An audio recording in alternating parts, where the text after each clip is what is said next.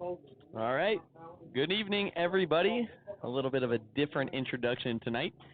It is just me. This is Chris White, and Joey Wilcoxon will be with us shortly. He's actually giving us a little bit of a phone call right now, and you guys will understand why here in just a moment. As Joey, we're going to get him. There he goes.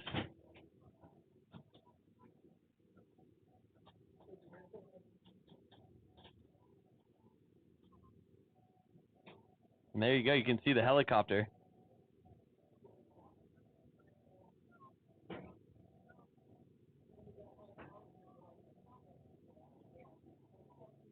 All right. Sounds good. Well, there you go, guys. There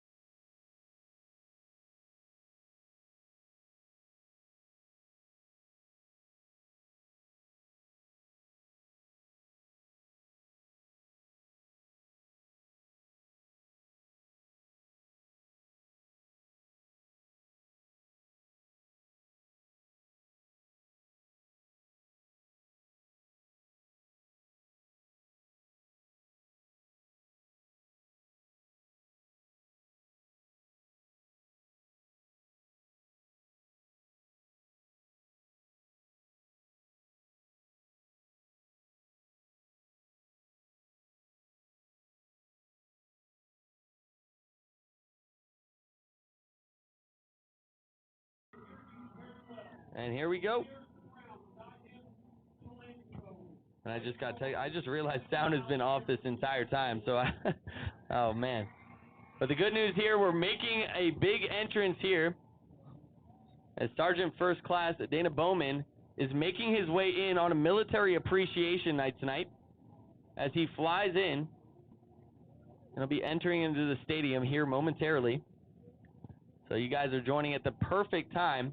We're getting a live look from Joey on the field, and you guys can see there. I'm just looking now at the call from Joey, and we can see Sergeant First Class Dana Bowman making his way on the parachute with the game ball here tonight for Military Appreciation Night.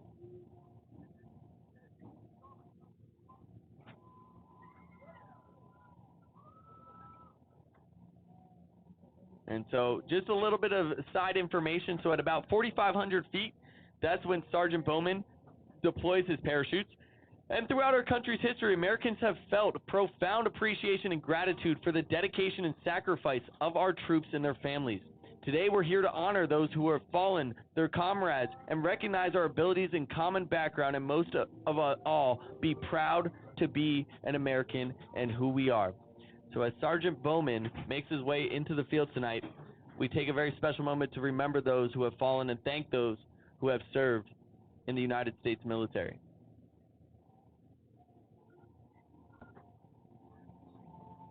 And you guys can kind of catch that audio coming in as the music is playing. And just here in about 30 seconds or so, it looks like Sergeant Bowman will be landing on our field. And there you can see it. There we go. We can see the red, white, and blue.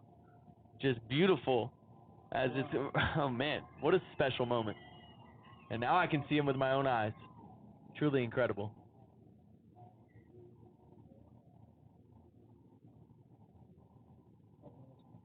I'm just kind of taking a moment to take this all in.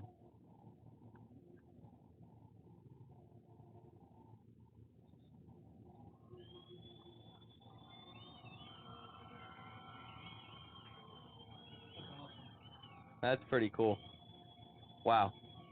And there he is. And the Bullfrogs going out to assist with the flag. And same with the Springtown players. Special moment between the...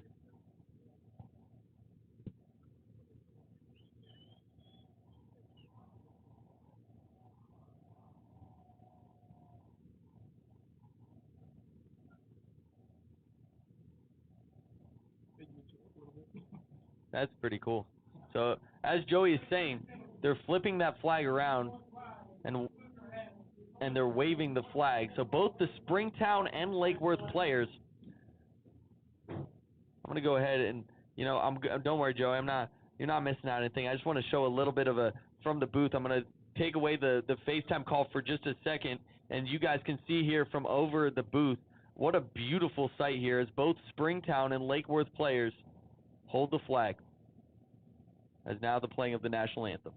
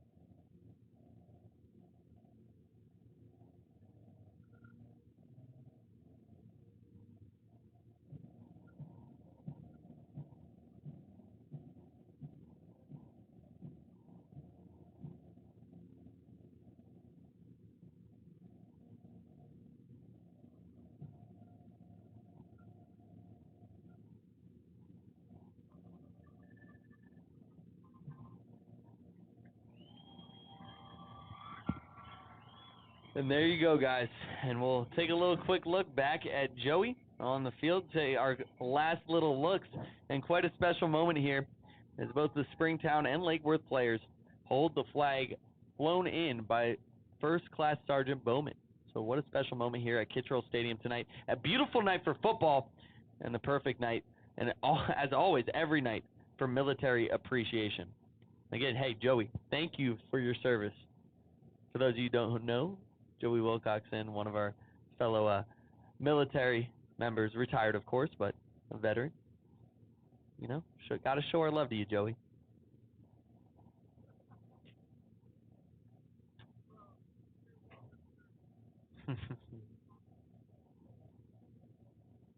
Well, guys.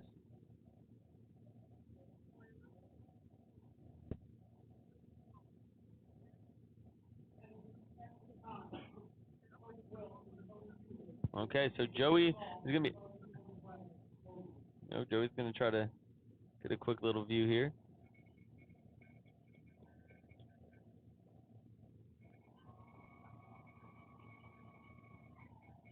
As Sergeant Bowman, as we can see him right there.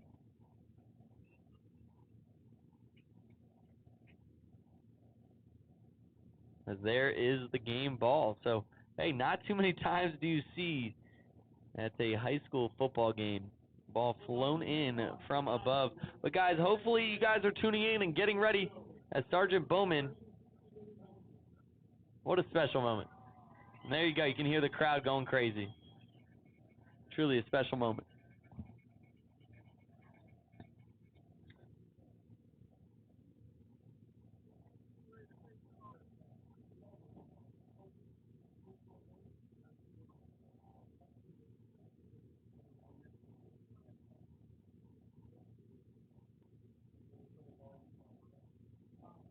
You know, I'm not 100% sure. I don't know if you guys can hear Joey or not, because I'm actually not seeing an audio source from the FaceTime. But just in case you didn't, he said a very special thing, and that was about both teams coming together for a very important cause. And it's right. I mean, these two are opponents about to play a football game against each other, and this is a big game, but the two teams able to come together and share a very special moment together on the football field. And there we go. So, in just a couple minutes, Joey will make his way back up into the booth. I kind of lost my visuals down on the field. But he's making his way through the crowds, and he'll be back up here to join me. And just like normal. But hopefully you guys are looking in. You're getting a live look in on the sideline. A little bit something different here tonight. And now we'll be ready to rock and roll. I'm not sure. Joey's asking if you can hear me. I don't see actual audio input from the FaceTime call now that I'm looking, but I'm not 100% on that. Yeah, that's all right. Okay. Sounds good. All right, well, the word from Joey, I'll go ahead and transition out of the FaceTime call and go back into our regular play call. We do have the clock on here tonight, as I get to do a little bit of filming and commentating the first time. I always judge Joey just a little bit, and there's the kick. It's a kind of a short one, as now the Frogs are going to return this. They got some room, a decent return there, a return of about 10 or so yards, and the Frogs will start out with the ball here just below the 30-yard line, so it looks like they'll be marked at about the 28, and it'll be the first drive. So I'm excited to see this.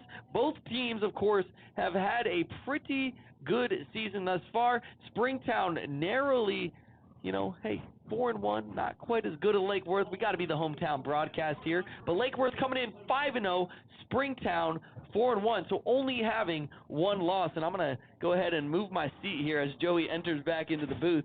But hey, man, great camera angles. We got a cool little view out there as now Lake Worth tries to run the rock here. They are going to pick up a couple yards. It looks like about a gain of maybe 3 on the play. So a nice little 3-yard gain on first down. Hey, Joe, you run up here? You out of breath? Yeah, give me a second. I can hear it. I love it. Well, Joey, hey, new views. We got sideline reporter.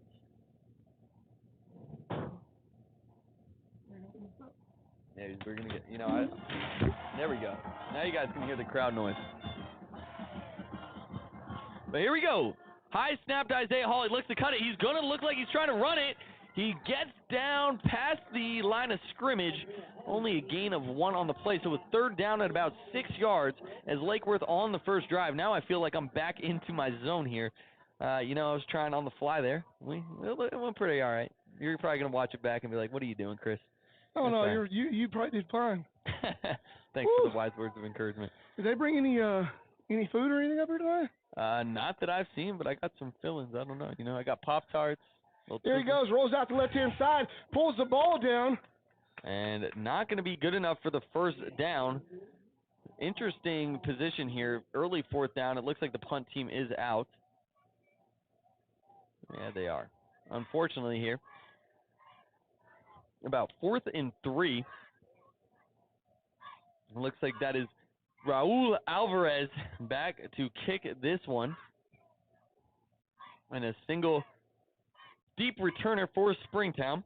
And I will be trying to work my way into the player numbers as I've been a little bit out of sorts. But it's a good punt here. It's going near the left sideline. It is going to bounce out at about the 32. So a decent punt there from Raul Alvarez as Springtown will now take over for their first drive. I tell you what, coming out on that first drive, I missed a couple of plays, running up here huffing and puffing. Tells you what kind of shape I need to get in. But, the Bullfrogs are coming out, a little over-anxious that first series, just a little bit over-anxious, but it's all good. We'll get on to it here to see if the Bullfrogs can return the favor. All right, so a little bit of a tight formation here. 2 receivers out to the left. They fake the handoff. They're going to throw it out. The throw is high and going to be dropped. That was number 1, Matthew Lockard, the intended receiver. Could not corral that one. Matthew Lockard, number 1, he's also a guard for their basketball team as well. I know this well. Watch this kid come up with all the other Bullfrogs, but, seeing us get a chance to play him. Matthew Lockard is our go-to receiver, so expect to see him get majority of the targets tonight. All right, so here we go. A man in motion. That is Lockard. They're going to toss it to him. This time he can corral it. Frog's trying to bring him down, but not until he gains about 8 on the play. I imagine there's going to be a point tonight that you see that Lockard gets spied. Everywhere he moves, somebody's going to end up sticking him. And that the Bullfrogs are going to look to probably make that move earlier rather than later. But we're going to see how that goes. And we're checking out all the feeds here. Everybody, got 44 viewers. Shout something out on the feed if you got something to say here. Yeah, so unfortunately I just checked because now I'm seeing all your messages. I'll get to that in a second. A QB sneak. And they're going to have enough for the first. But it looks like it's not showing up on our combined feed. So, guys, I'm just checking back in. And I wish I would have known earlier that you guys couldn't hear me. But now I know you can. But we're good now. So, hey, fixing it as we go. But, that's the unfortunate part. Sometimes, I guess our Streamlabs, the way we broadcast, it doesn't necessarily show up your comments. But there's a possibility maybe that, doing the FaceTime at the same time, maybe taking the audio feed out. And their option play. Fake option. And number 7, that is Hudson Hewlett, the quarterback, able to get down, a gain of about 35 or 40 on the play. They do a little power option. They're bringing out the running back to the right-hand side and then pulling the ball and diving straight down the middle. Yeah, and the Bullfrogs, that's the thing about the Springtown. It's not they have an absorbent amount of athletes out there. They just have a discipline that they play with that right there you could see you could almost tell by the way the linemen were rolling. The linemen moved down the field with the quarterback. It was already designed just to fake the pitch, fake the option, and the quarterback to run, and they were just very disciplined with it, so they're able to gouge the Bullfrogs early. Yeah, and that was a nice play there by Junior Session, able to sniff out the wide receiver screen on the far side as now a man in motion. And nobody there. A small little wide receiver, a little bubble pass, almost like a smoke screen play.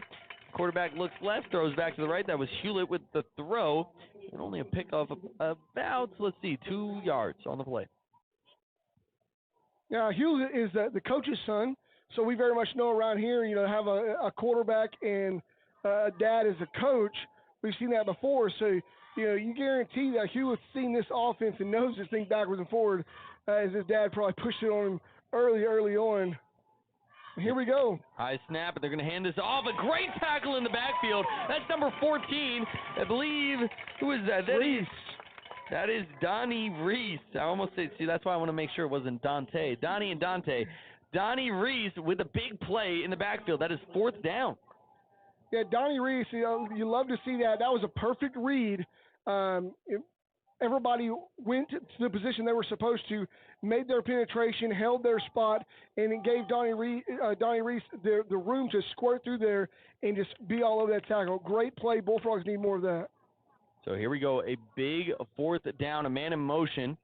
Springtown snaps. They are going to go for it. Hewlett looking. He's rolling out to his right. He makes the throw. It's still picked off. It's picked off. And going down, that's Pulte. That's Pulte with the rock. He's got space. He's got space past the 50, to the 30, to the 20, and he's going all the way. To the house, baby, to the house. He called that, looking at film. He knew this quarterback. He was laying on the bed the other night, and I said, what are you doing, homework? He said, no. I'm watching this film. I'm going to get me a pick 6 on this, and that's what exactly he did. Great job by the Bullfrogs. Early on, they let that gouge run, and I'll take that. We'll take that back. But I guarantee for the error that you saw early on, the Bullfrogs are going to key on that, and you're not going to see those gouge runs any longer in this game, period. You know what's crazy about that? I'm thinking in my head at that pick, I was like, man, I want to pick that off on 4th down, but get the spot. And then he had room and took it to the house. So great play by Pulte, took the risk, and it was definitely worth the risk. Yeah, the Springtown coach, Coach Hullett might want to take back and just take a field goal on that one and not a 4th down pick 6. So here we go. We'll see the hesitation from the Frogs here, and we'll see if it gets any of the Springtown players off. It does. They throw the flag, and Polito gets a free kick. And we'll see what the encroachment call. We already know. Now here's to see what Welch is going to do. Last week, Coach Welch did this, and he came up short trying to do the 2-point conversion here because, now it's half the distance to the goal. The Bullfrogs get a little bit closer. What's going to happen here? It looks like the field goal team is remaining out. It's against the Bullfrogs. Interesting. I mean, here's my take, though. I don't even know what it is. Whatever. But you know what? This is going to be a chess match tonight. And it's like, do you take the risk or play it safe early on? I think the coaches are really going to try to feel each other out at the beginning of this game. Yeah, I think you're going to see that a lot right now. The penalty winning is the Bullfrogs. So it must have been Springtown jumped off sides and forced the lineman to move. And when the lineman did not make contact for protection-wise, he got called for false start. So there's the clutch again. The kick is up. And it's got it. And there you go. So 7-0, the Frogs lead 7:16 on the clock, and hey, a little special shout-outs like my online world meeting my real world, and shout out to Dylan I want to call him the Biz. That's what we call him online. But I got some of my friends from around the country tuning in tonight. I appreciate you guys coming to watch out. Hey, the Bullfrogs are making some buzz, Joey. I got people around the country tuning in to see what Lake Worth is doing. Yeah, 100%. Lake Worth is a team to watch right now for sure because tonight's game, I think the last I looked at the polls, is it was like a 70-30 percentage-wise. There's some open votes on Friday night or on Friday football. The app there, it was a 70-30. You had some people from Azle that said, hey, the Springtown has a decent team, but Bullfrogs are out to prove a point. And some people from Azle, which is between Lake Worth and Springtown, took them. And then we had some people chiming in from Aledo. If Aledo's watching you, that says enough, right? Yeah. But from Aledo, they think that Springtown's more of a scrappy team is going to actually pull this out. I take the Bullfrogs by 14, and it's not just a homer call. Looking at the way they're moving, their percentage per game, how many points they've let up, how many points they've put down, and the Bullfrogs are out to prove a point tonight for sure. And Polito with the kick. It's a short kick to the right, a little pooch kick. It is going to be returned, no fair catch. And they're going to bring him down at about the 34. And, if I shout out to Biz, I got to shout at you too, Oakley. Appreciate you tuning in as well. And so the Frog defense will come in once again. Of course, a big run play early on. That was Hewlett making a big run on a little power option play. Getting it down to around the 15 or so yard line. But a big time pick by number 6. I guess you call him pick 6. Mr. 6, that is Demarion Pulte. find his way into the end zone as the Frogs will pick up here. Trips out to the right. That's the far side. One receiver far out to the left. As here comes the snap. Looking, he's got time. The Chuli's got time, but he's going to be brought down. Brian Neal and company getting the sack here. Bringing up 2nd down. That's the thing that I think the Bullfrogs have a little bit advantage on a lot of their opponents. I say advantage. Some opponents have the same thing, but when we have on their opponents, we have 2 bookends, true bookends. Yes, 100%. In Exauste Bakula and in Brian Neal. And the thing about it is those guys still have another year next year, which is crazy. To have 2 defensive ends like that, man, that's a big deal to have. They're tall, they have good length, yes, and they're fast. It's crazy to see that.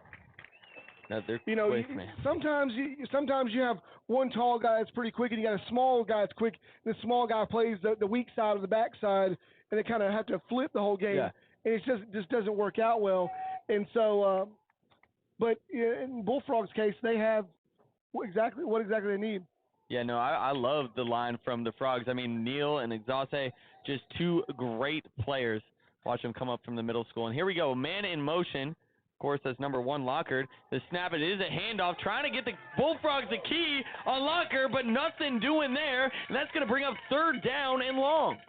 Great stop. Yeah, Donnie Reese for the Bullfrogs, and also number 27.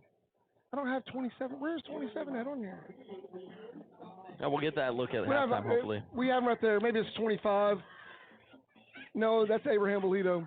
Anyways, came up quick, and they didn't tackle him, but they drove him back enough that it was a loss of progression.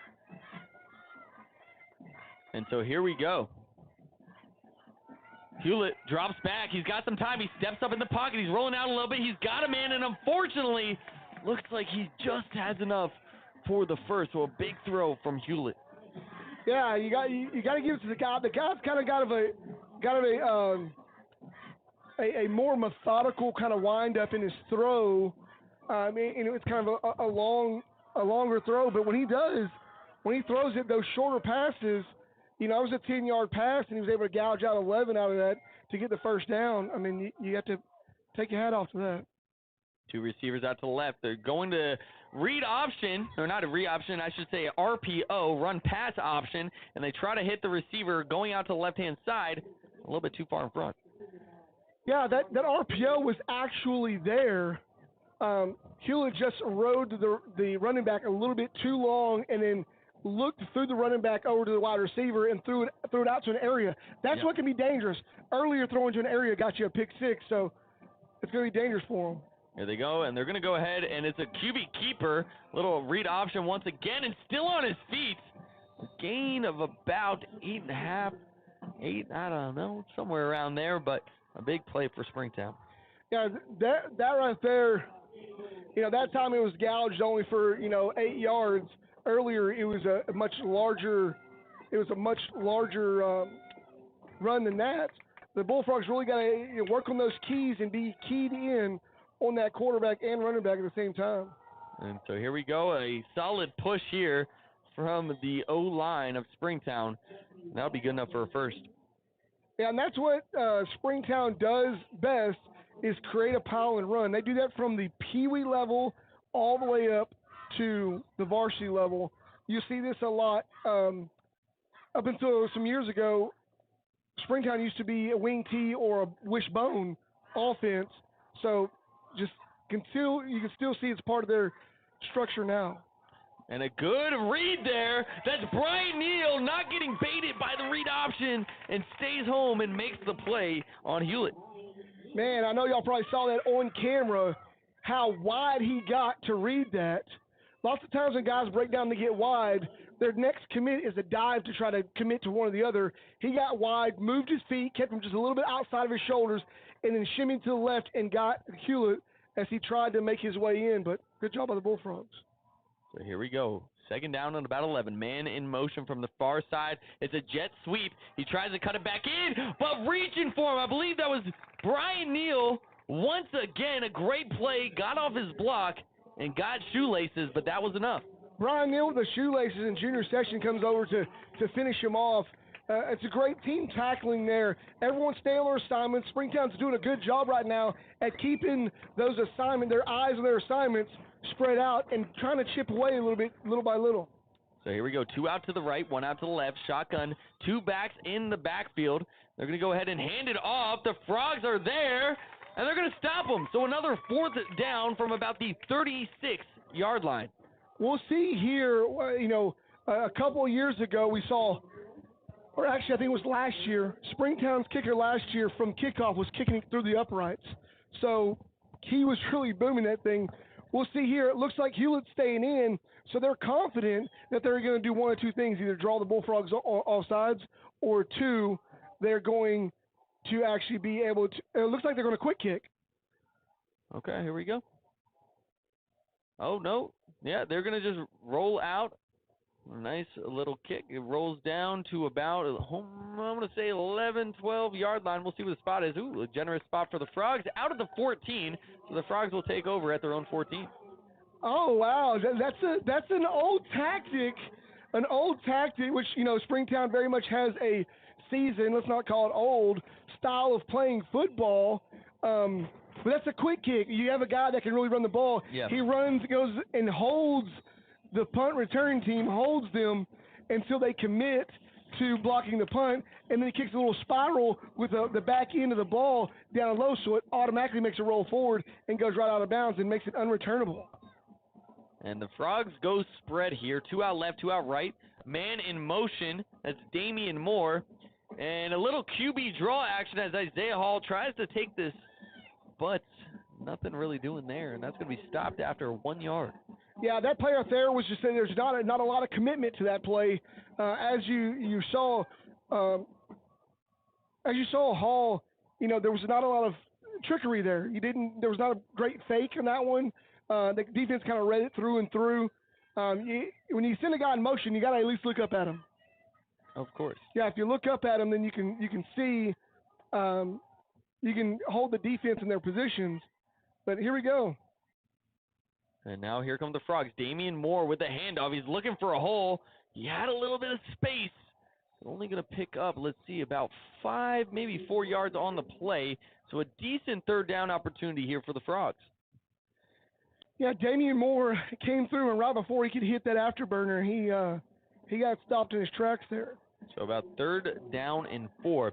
A big moment for the Frogs. 2:18 left here to play in the first quarter. So I say it's a big moment because, hey, the Frogs continue to move this drive, put pressure on Springtown here. We'll see what they can do. Here's the snap. They go with a handoff. It's a reverse play. That's Demarion Pulte trying to cut it back.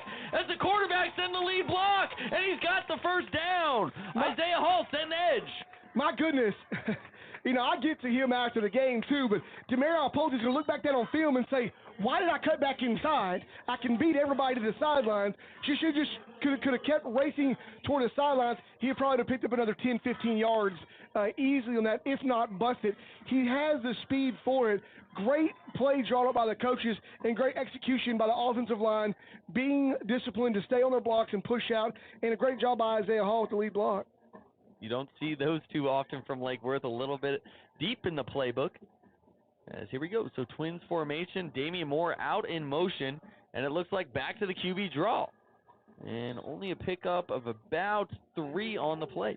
So I like what I'm seeing the Bullfrogs do here. What the Bullfrogs are doing, that old accordion I talk about playing, is that old accordion, drawing it in and drawing it out. But right now the Bullfrogs are really drawing it in tight. So you know what to expect, I love it. They're going to hit the high note as they squill this thing outside. I love it. Joey, I'm starting to love your calls, Well, a little bit redneck, a little bit old school. I'm having fun with it. I'll start playing the accordion back here. All right, 2 out left, single receiver to the right. And that single receiver is Pulte, now in motion, trips out to the left. As now Hall rolls out, but he fires back to the other side. That's Dominic Alvarez. He's got some space. He's got the 1st down and more. And he's fired up. Woo! And great play. Someone you haven't seen touch the ball. I think that's his first touch of the season is Dominic Alvarez, which is a great He's a great tight end, been a great blocking tight end so far this season. They got a chance to see him touch the ball. Good for him and good for the Bullfrogs on continuing this drive. So here we go, 2 out to the left once again. Mark Fulkerson, the single receiver on the near side. They snap. They're looking at Fulkerson. They take a shot. Fulkerson, a little bit of contact. They don't go for the flag. It looked like he almost reached in there. The referee couldn't get a hold of his flag, which is very unfortunate for the Bullfrogs. He was reaching and couldn't find it. They're already calling for it, Joey. Nice Yeah, class of, I know. I really need one. So if somebody's here in the stands and hears me calling, I could use a nice, tall, cold glass of ice water. Hey, maybe somebody in the stands can make a little run down to Eagle's Nest, right? That's right. That's right. Well, hey, we have a timeout here, and real quick, while we have a timeout, what we want to do for you guys is we actually want to play something for you that was recorded that kind of gives a homage to Military Night and to one of Lake Worth Bullfrogs alumni as well. So I'm going to bring this up for you guys real quick during this timeout. We're going to play some of that real quick. Play that for you guys real quick.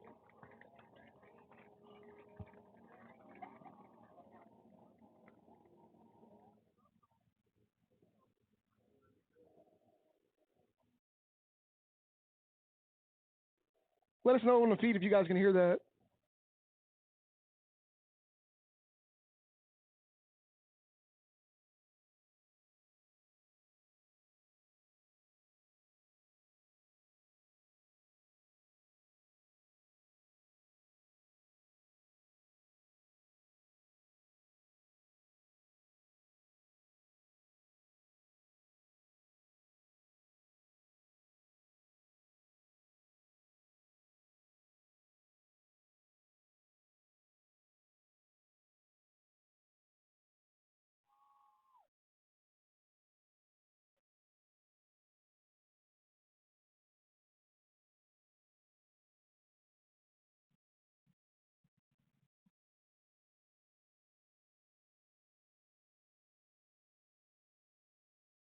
And that was Mason Ryan. We had to cut the video just a little bit short there, as you know, we have a lot going on here. We're going to go ahead and go back to that video as the Bullfrogs call a timeout.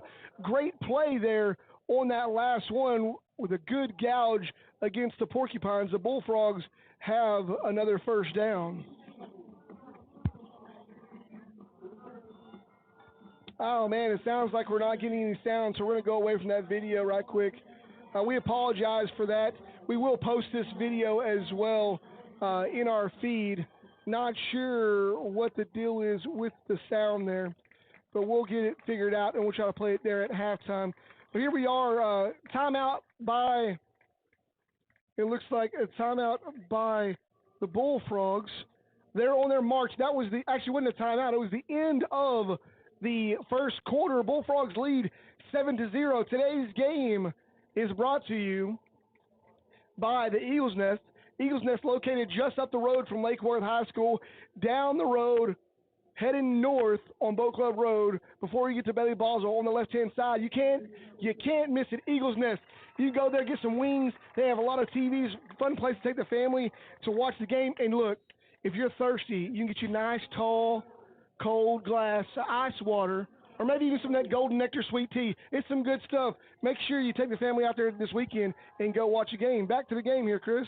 And here we go. So 2 out to the left, single receiver out wide right. Isaiah Hall in shotgun. He's looking out to the left. He looks back to the right. He's telling Mark to go. He's got space. Fulkerson reaches up. He takes the hit, but he's got the ball. I can't tell you how you cannot develop that. His helmet came flying off. Oh, yeah, it sure did. I can't tell you, though. Mark Fulkerson is a kid that goes, gets booming shots, booming hits, but I can't tell you how you cannot train that. You cannot train that for players to do that. Mark Fulkerson was in his route, finished his route, wasn't open, and he gave the point upfield, and they saw and connected. What a great job. and luckily he popped right back up. He took a lick on the sidelines there. Looked like a little Madden play, a little playmaker as Pulte, a little hitch action, tries to get some room, unable to make anything out of it. But a quick little shout out to Gary and the tech team tonight for making all the streaming possible. Yes. Thank you, Gary and the tech team, because it makes my life a lot easier and I don't have to answer questions. There you go, Joey. Hey, I always like to make Joey's life just a little bit easier. But yeah, guys, man, hey, Bullfrogs are looking pretty good. We're marching down the field. Ball is about at the 10-yard line. And, you know, hey, first down marker about the 2. So they could get a first down here. And here's the snap. They hand it off to Damian Moore. Damian Moore's going to throw it. He throws it, and it's a pick. Oh, but the ball's out. The ball's out. We'll see what the calls on the field. The Frogs on the field don't look too excited. So it looks like Springtown did fall on a little trickery. Oh, turning into something we don't want to see. So, when you look back at on film, the things the Bullfrogs want to see out of that is this. You had everybody was away, and Moore had plenty of space to run the ball. Yep, good at just taking it. Yeah. And so we'll see where the spot is. It could be marked at the 1. I don't know if we recovered it in the end zone. So they are saying. They're saying that it's on the half-yard line or maybe just right at the 1. Springtown has it. That's not a good thing for the Bullfrogs offense, but for the Bullfrogs defense, they have an opportunity here. Guaranteed that Springtown is going to cram the middle, and they're just going to try to drive this out. And you can kind of see that right now. Lake Worth with the real man defense out here, just all the corners kind of left on their own island. And they're going to go with a draw here and gain of about a yard or so on the play. Yeah, not a lot there gained by Hewlett. I feel so bad. Sorry for anybody listening out there. Is it Hewlett? Hey, if we can get a correction on that, that'll be Is it H-U-L or H-U-E? H-U-L-E-T-T. Hullet. There you go. Got it. Hullet. I took English. That's Hullet right there. English is a weird language, all right? I've learned that in English. Well. All right, and they hand it off right in the middle. And once again, the Bullfrogs able to stop him. A gain of maybe a half yard or so, maybe a 1 yard. Yep, they're going to give him a yard. So third down and about 7 to go. Pretty good spot for the Frogs. Yeah, and so right here is a big thing for the Bullfrogs right now, because if they get a stop here, guaranteed Springtown's going to punt it. They're not going to try to quick kick because they could get in trouble that way really easily.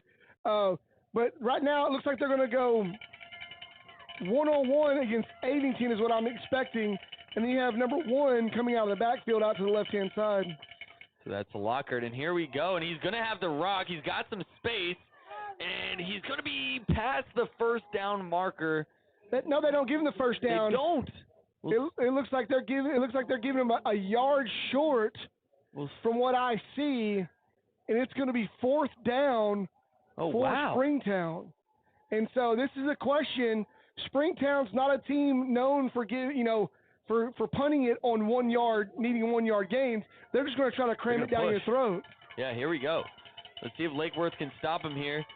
Because now we got a receiver. That's Locker going out in motion. And they are going to go with a push here. The Frogs look to make a pretty good stand. He tries to reach the ball out. We'll see where the progression is marked.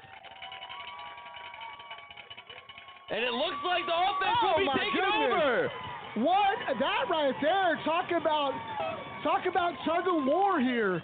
Like the Bullfrogs offense, it was just an incident that happened. Turn the ball over. But what does it say for your defense to not allow somebody to get 9 yards?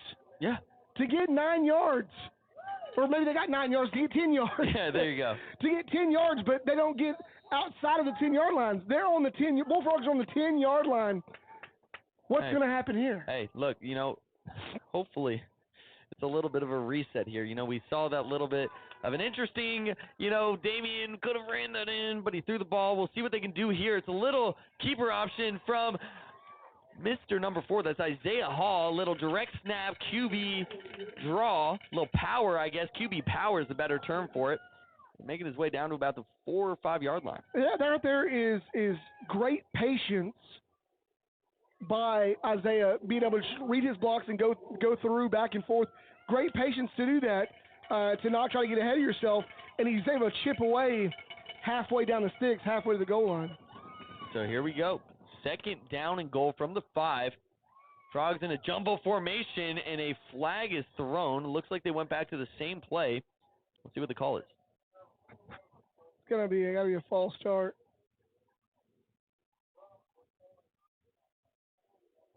Looks like a timeout is called on the field.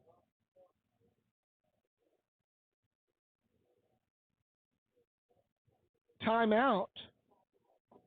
Okay, so I guess they waive the? I just looked away for a second. It looked like they waived the penalty. Yes. Okay. So I'm not exactly sure there. I think maybe they were. I think maybe the clock was running out and it was a timeout. Maybe as the clock ran out. I wasn't able to see that. We don't have the 25-second clock on the screen, but he waved it all. He called timeout and waved off the flag. So therefore, the Bullfrogs sacrificed the timeout there to not get the penalty, which that's just smart football. 8:59 left to go here in this second quarter of play. Bullfrogs up by 7. So here we go. With the second quarter and one of the biggest moments of the season thus far, the Bullfrogs on the 5-yard line. 2nd down and 5. Here we go. He keeps the ball. It's Isaiah Hall. He tries to get around the outside. He's still on his feet, and he keeps getting hit. He broke about 2 tackles, and a late flag comes in here on the play. Hopefully that late flag is in the backfield of the defense. So let's see what the play is. Trying to find the white hat. There he is. He's making conversation. We'll see what he comes up with here. Kind of zoom in on him just a little bit, try to see what we have.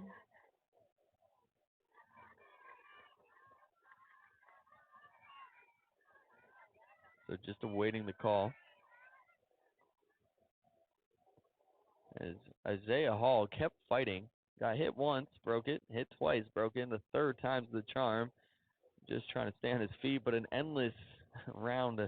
Seemed like, hey, just Springtown players keep coming and coming. He couldn't break free.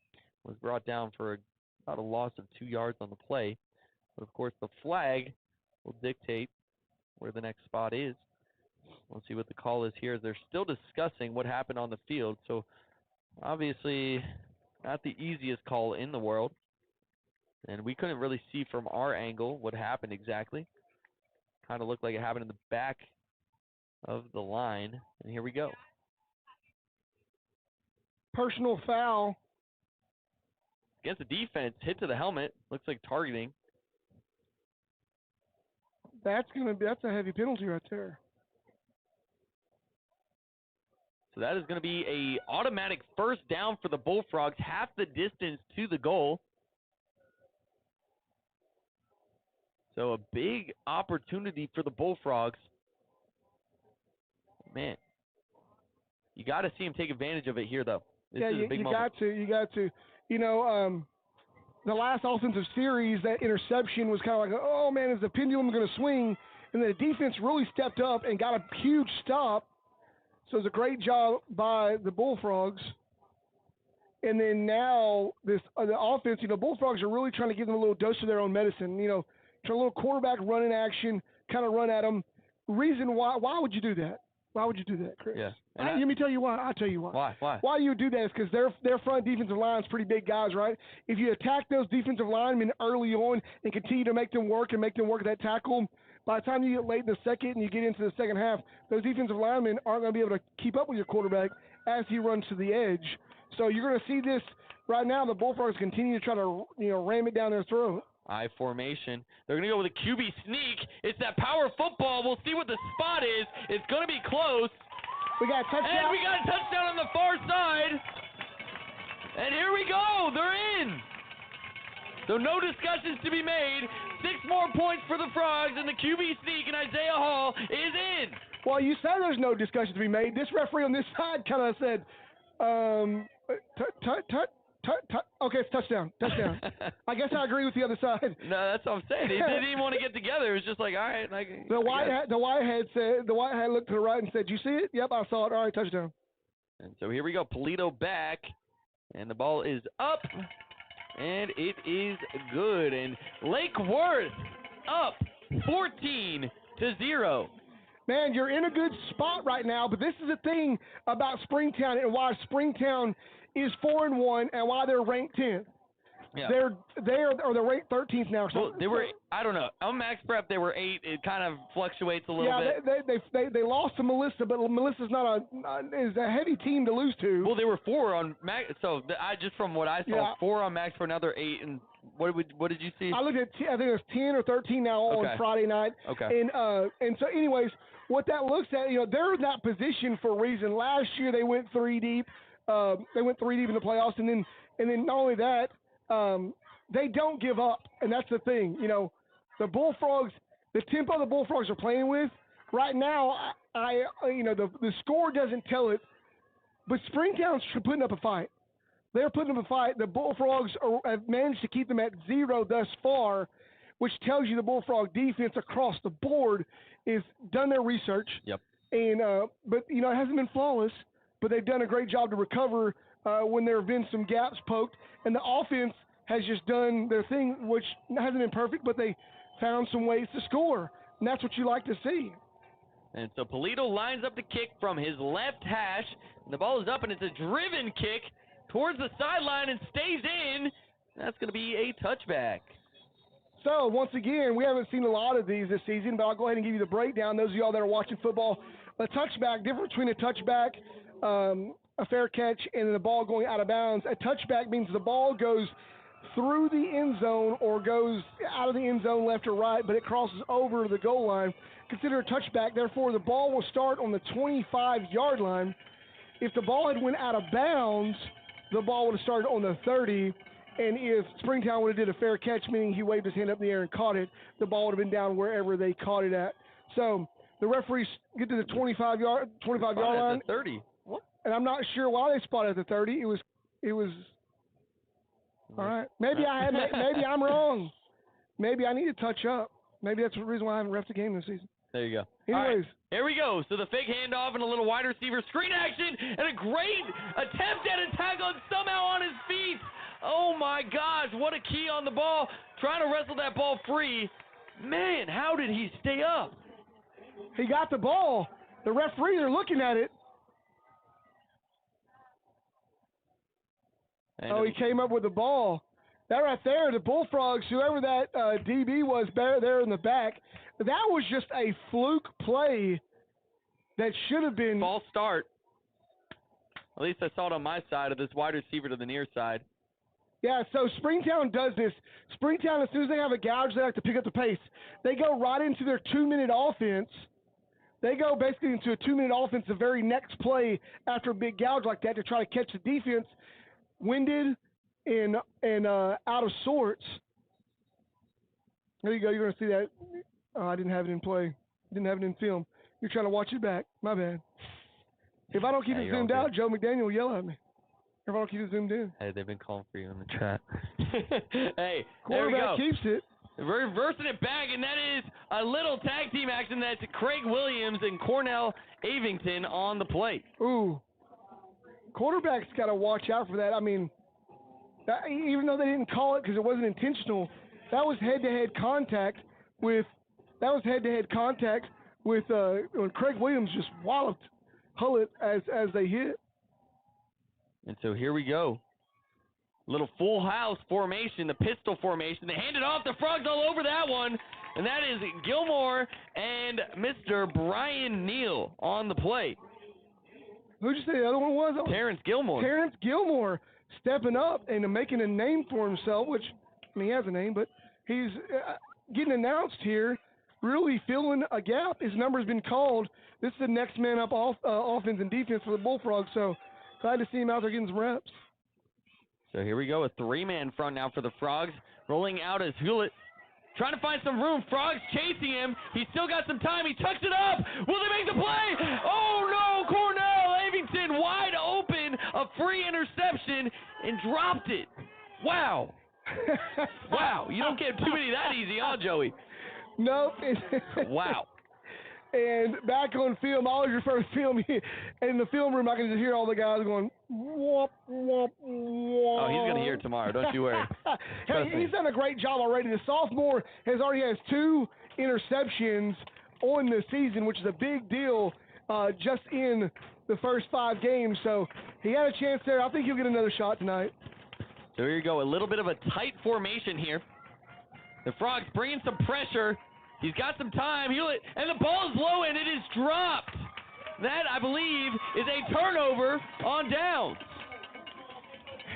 The Bullfrogs defense continues to shock some people. It's not shocking me, but they're shocking a lot of people right now because they thought that Springtown was going to be able to come out and use a little bit of muscle, get that little bunch run they do, and try to push over. They squeaked out one big 30-yard run early, and the Bullfrogs turned around and took that back and went to the house the other way on a pick 6, which they should have been another pretty much on a pick 6 here, too. Yeah. If Avington would have got a hold of the ball, he's every bit of just about as fast as Demarion Pulte. And so, I mean, I know he wants that one back, but let's watch this Bullfrog offense work. Here we go, under center, Isaiah Hall, play action play, he's got Session deep, they're going to take a shot, he bobbles it, and unfortunately, the ball hits the ground. He had the pressure from the safety over the top. Man, I know Junior Session, looking back at that on film, he's going to want to hold on to that because the safety came up and tried to play the ball. He didn't play the player, so when Junior touched the ball, he didn't make a collision. If Junior would have held on the ball, there would have been nobody there to get him. The Bullfrogs will go back to that play. I guarantee you'll watch that happen again. Yeah, and hey, they keep establishing the run game. They'll look to take more shots on those play actions. And here we go. So a single receiver out right, a single out left, 2 in the backfield. A little misdirection here. Damian Moore with the football. He's going to get ripped down after about a gain of 4 on the play. Great job running. The only thing for Damian Moore, and he's got another year as well. A little bit more weight. Springtown, number 40 for Springtown. That is a big old boy right there. Number 40, I think it's Colin Tidwell. Man, that kid right there has got some strength. You can just see he hits the weight room quite a bit. So Isaiah drops back. He's got some space. Damian Moore corrals the throw. It was a screen play, but not a great throw. And he's going to be down. He just went to the ground and down on contact. Or not even on contact, my bad. It's high school football, Yeah. Knee touches the ground, you're down. Yeah. That brings up 4th down for the Bullfrogs. So missed opportunity there. But we're going to see what happens here. And you see in the back deep for the Porcupines is Lockard. He's their kind of go-to guy. So here we go. The punt is up. A good kick boomer here. He's going to look to still try to return it. He's going backwards. He spins out of one tackle, and the Frogs unable to contain him there. But Craig Williams finally getting a hand on him and bringing him down at about the 37-yard line, somewhere around there. Why would he do that? Why would you do that?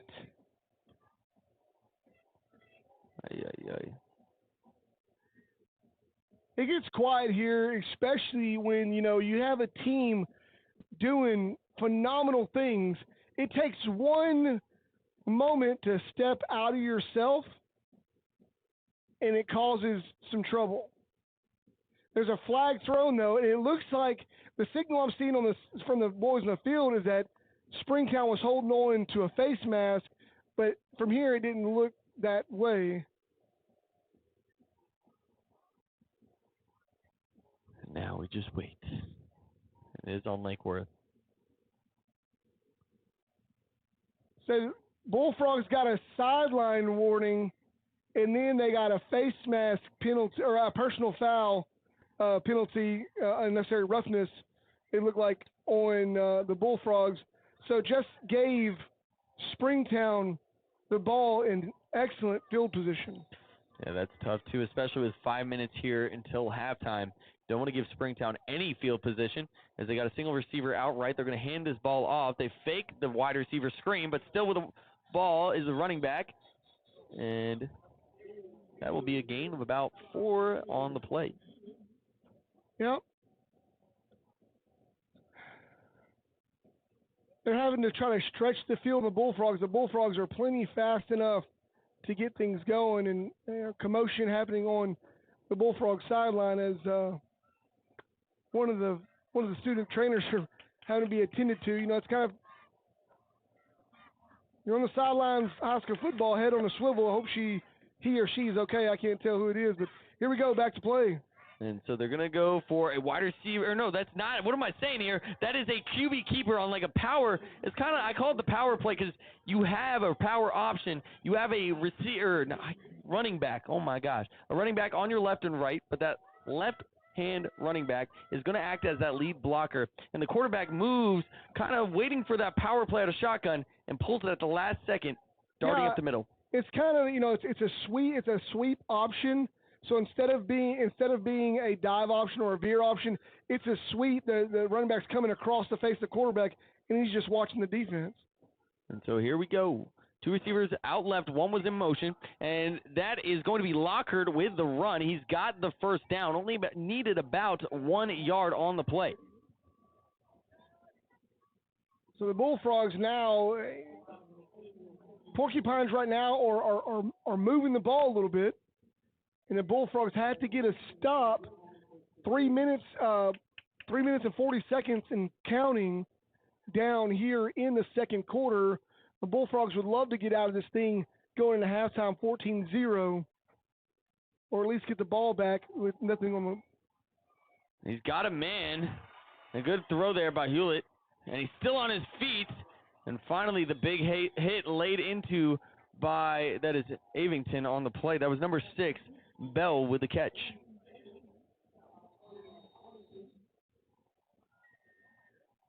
Now that's something interesting. I guess now I'm realizing in my head they have him listed as a wide receiver /C, and my first thought was center, but then I realized that's probably just corner. But I was like, wait, what? Well, usually it's a DB. Yeah. So.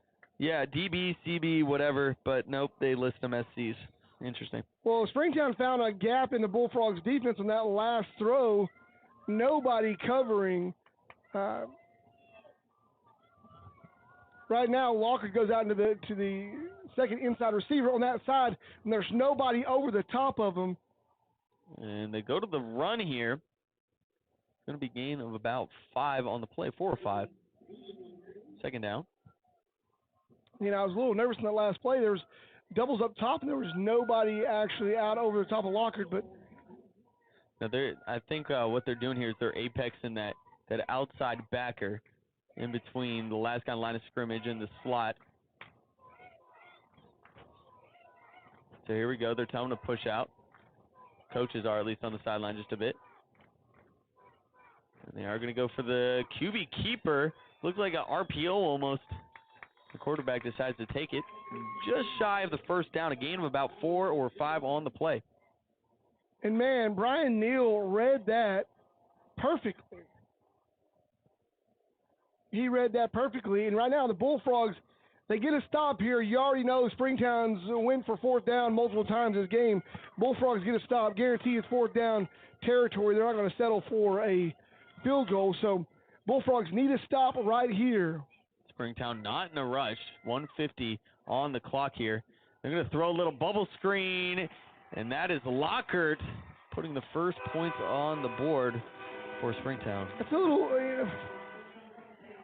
I hate to say it, I know the Bullfrogs are trying to play within their structure, but I hate to say it, but that almost looked telepathic from here, from what you could see. Lockhart is their go-to guy. Number one, no doubt about it. Lockhart's their go-to guy, and Springtown kicks that one up. They shorten the score to 7 points, so Bullfrogs lead 14-7. Lead it to 14-7. We're going to try to play the rest of that interview. Oh, never mind. The volume's not working on that interview. I hate that happens. So it has to do with us utilizing Bluetooth, and I'll have to fix it the next go round. It won't actually work. So hate that happens, but you just add desktop audio. We'll see if it'll work.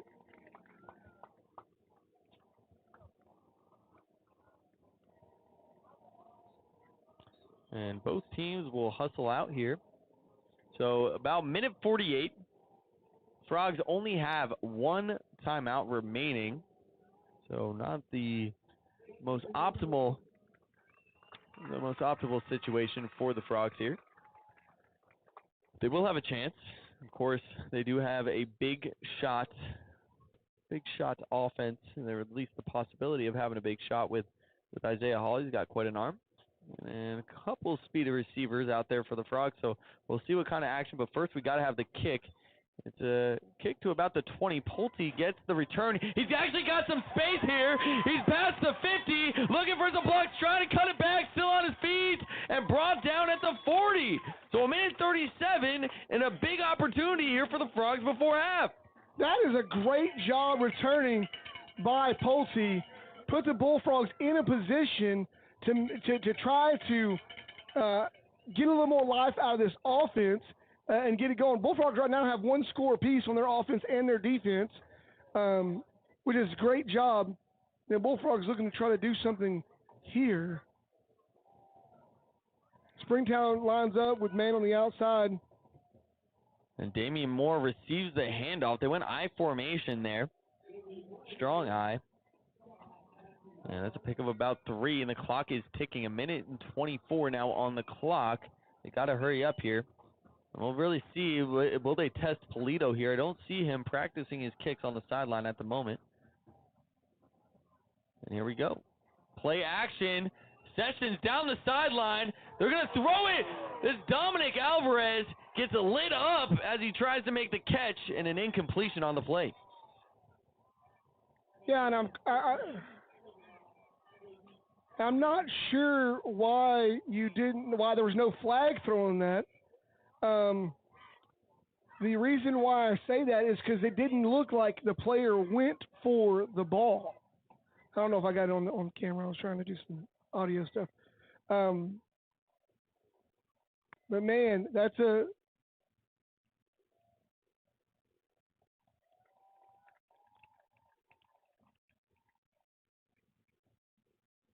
was a play right there. Yeah, so we'll see here. So clock stops with a minute 7. Third down in about 7. And the last trainer sprints off the field here. Yeah, and I wouldn't be surprised if it gets to 4th down if you don't see the Bullfrogs try to kick a field goal. Hey, why not? This is a big moment. Trips bunch on the right side. They fake the throw, and pressure's here. And the Springtown Porcupines all over in the backfield as Hall will be brought down around the 45-yard line. And a timeout by Springtown. Yes, curious to see what happens here. I can speculate what I thought I would have seen in that, but that last guy that came in that hit high on the head of Hall, I was surprised I didn't see a flag come in for that. Normally, everybody's been pretty attentive and sensitive on that.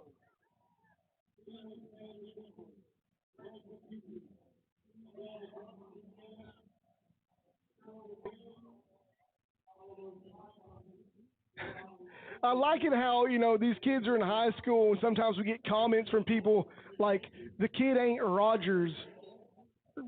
We know that. Good, congratulations. You figured that out. We figured it out, too. This is his first year starting as a quarterback. Imagine that. He's done great, though. Done fabulous. Scored a number of touchdowns, thrown a number of touchdowns. He's a safety, set the record here last year in interceptions. And what else should we say? You're right, he's not Rogers. Rogers can't play defense. So there you go. Boom. Mic drop. Okay, anyways, back to play. Here we go. See what the Bullfrogs are going to do here and see if the Bullfrogs are going to if they're going to kick, they're going to punt it. What's going to happen here? We know Lockard's going to get it. And if Lockard is anywhere in... Oh, look at this. It looks like the offense is still on the field. Yeah, now a timeout again called by Springtown. So, hey, forcing their hand. I do like that. That's 2 timeouts in succession. Yeah, you're forcing them to use those timeouts. I love it. It's happened a lot here. And then, the Bullfrogs, strategic thinking to get them to even use a timeout. All right, so as Lake Worth comes to the sideline here, an interesting situation.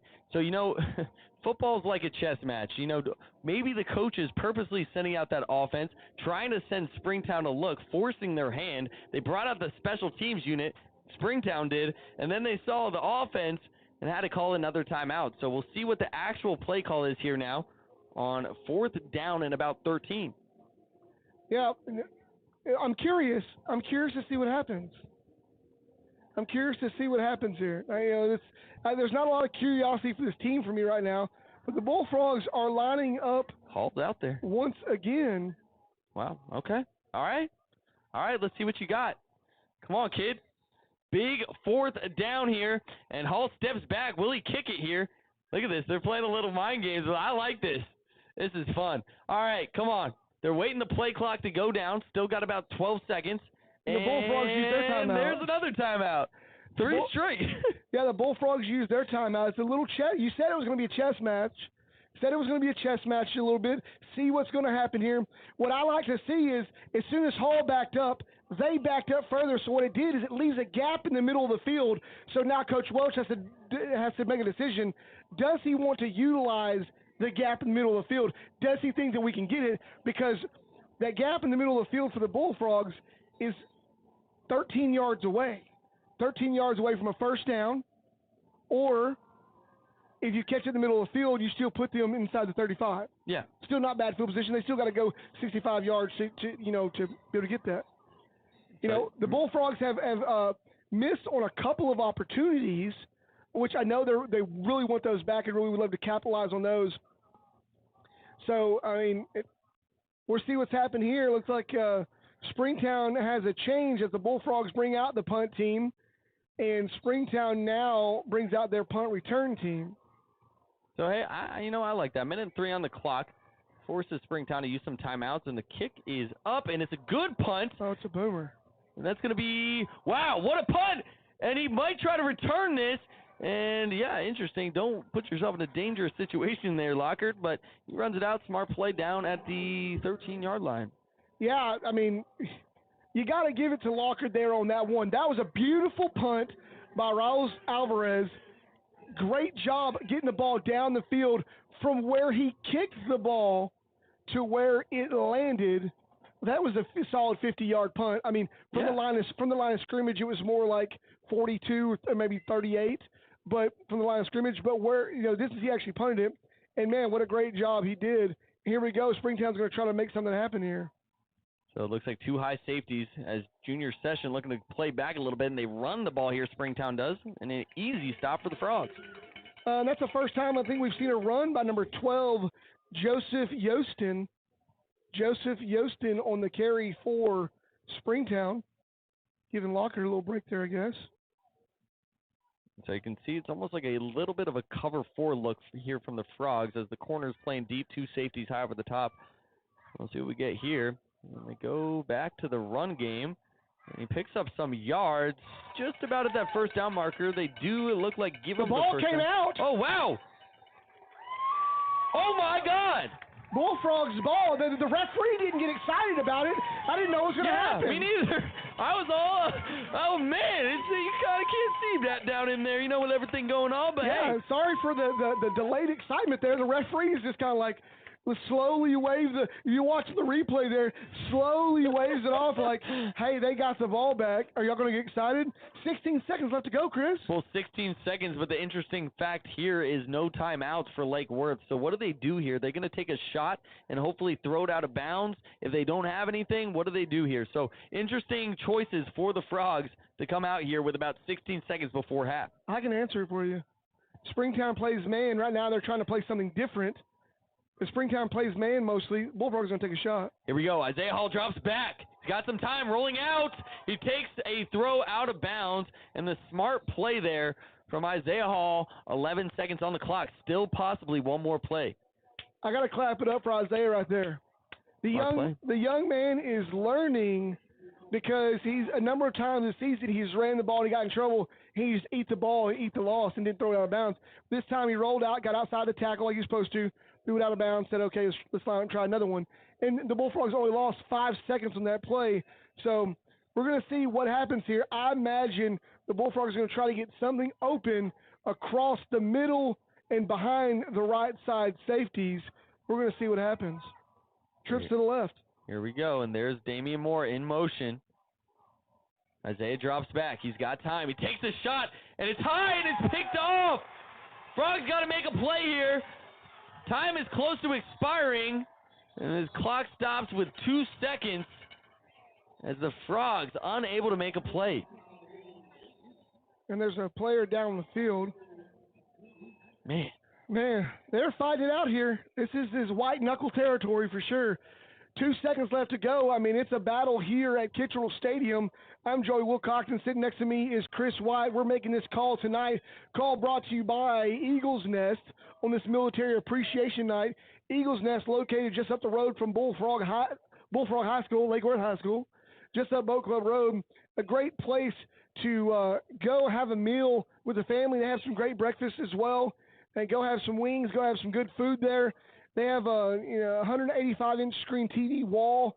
Awesome place to play. I know a lot of people like to go to this other place in town, but if you have not had a chance to go to the Eagles Nest, it's been around for quite a while and has a great crowd and a great time at Eagles Nest, just enjoying watching the game and with friends and family and eating. And, right now I'm parched, and I could really go for a nice, tall, ice-cold glass of water.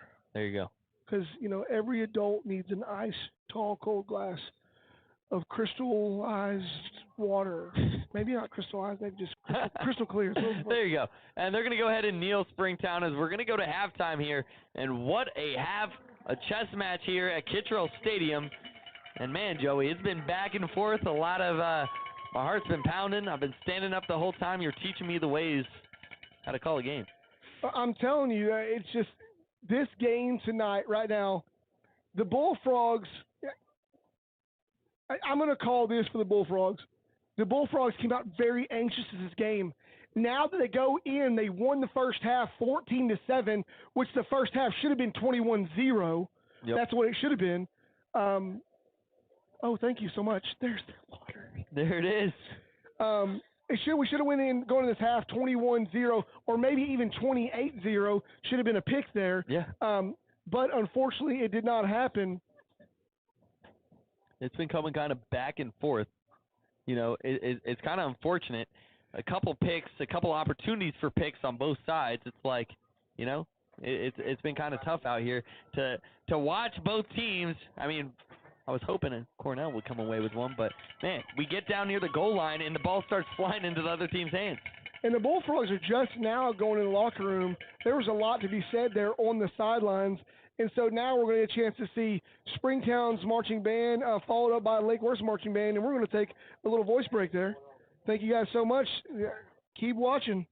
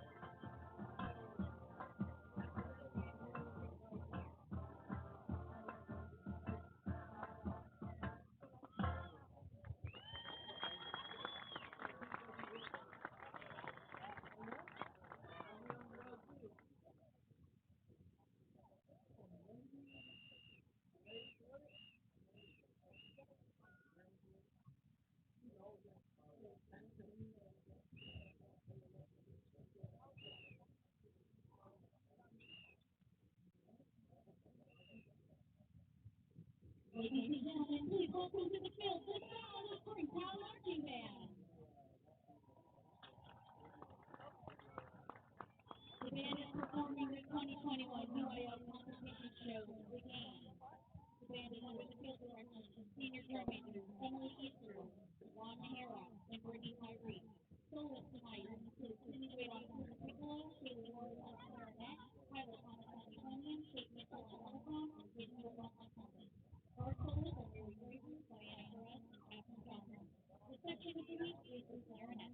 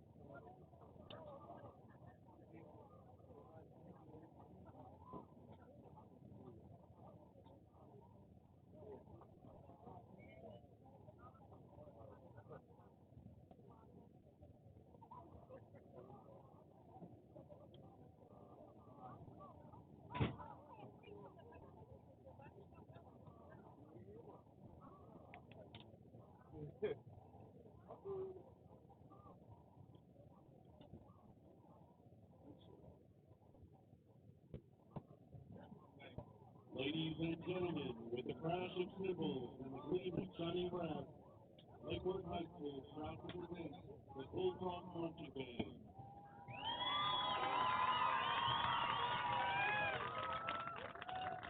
Leading the band on the field tonight are drum majors Genesis Velasquez, Adrian Nunez, and Diana Elliott.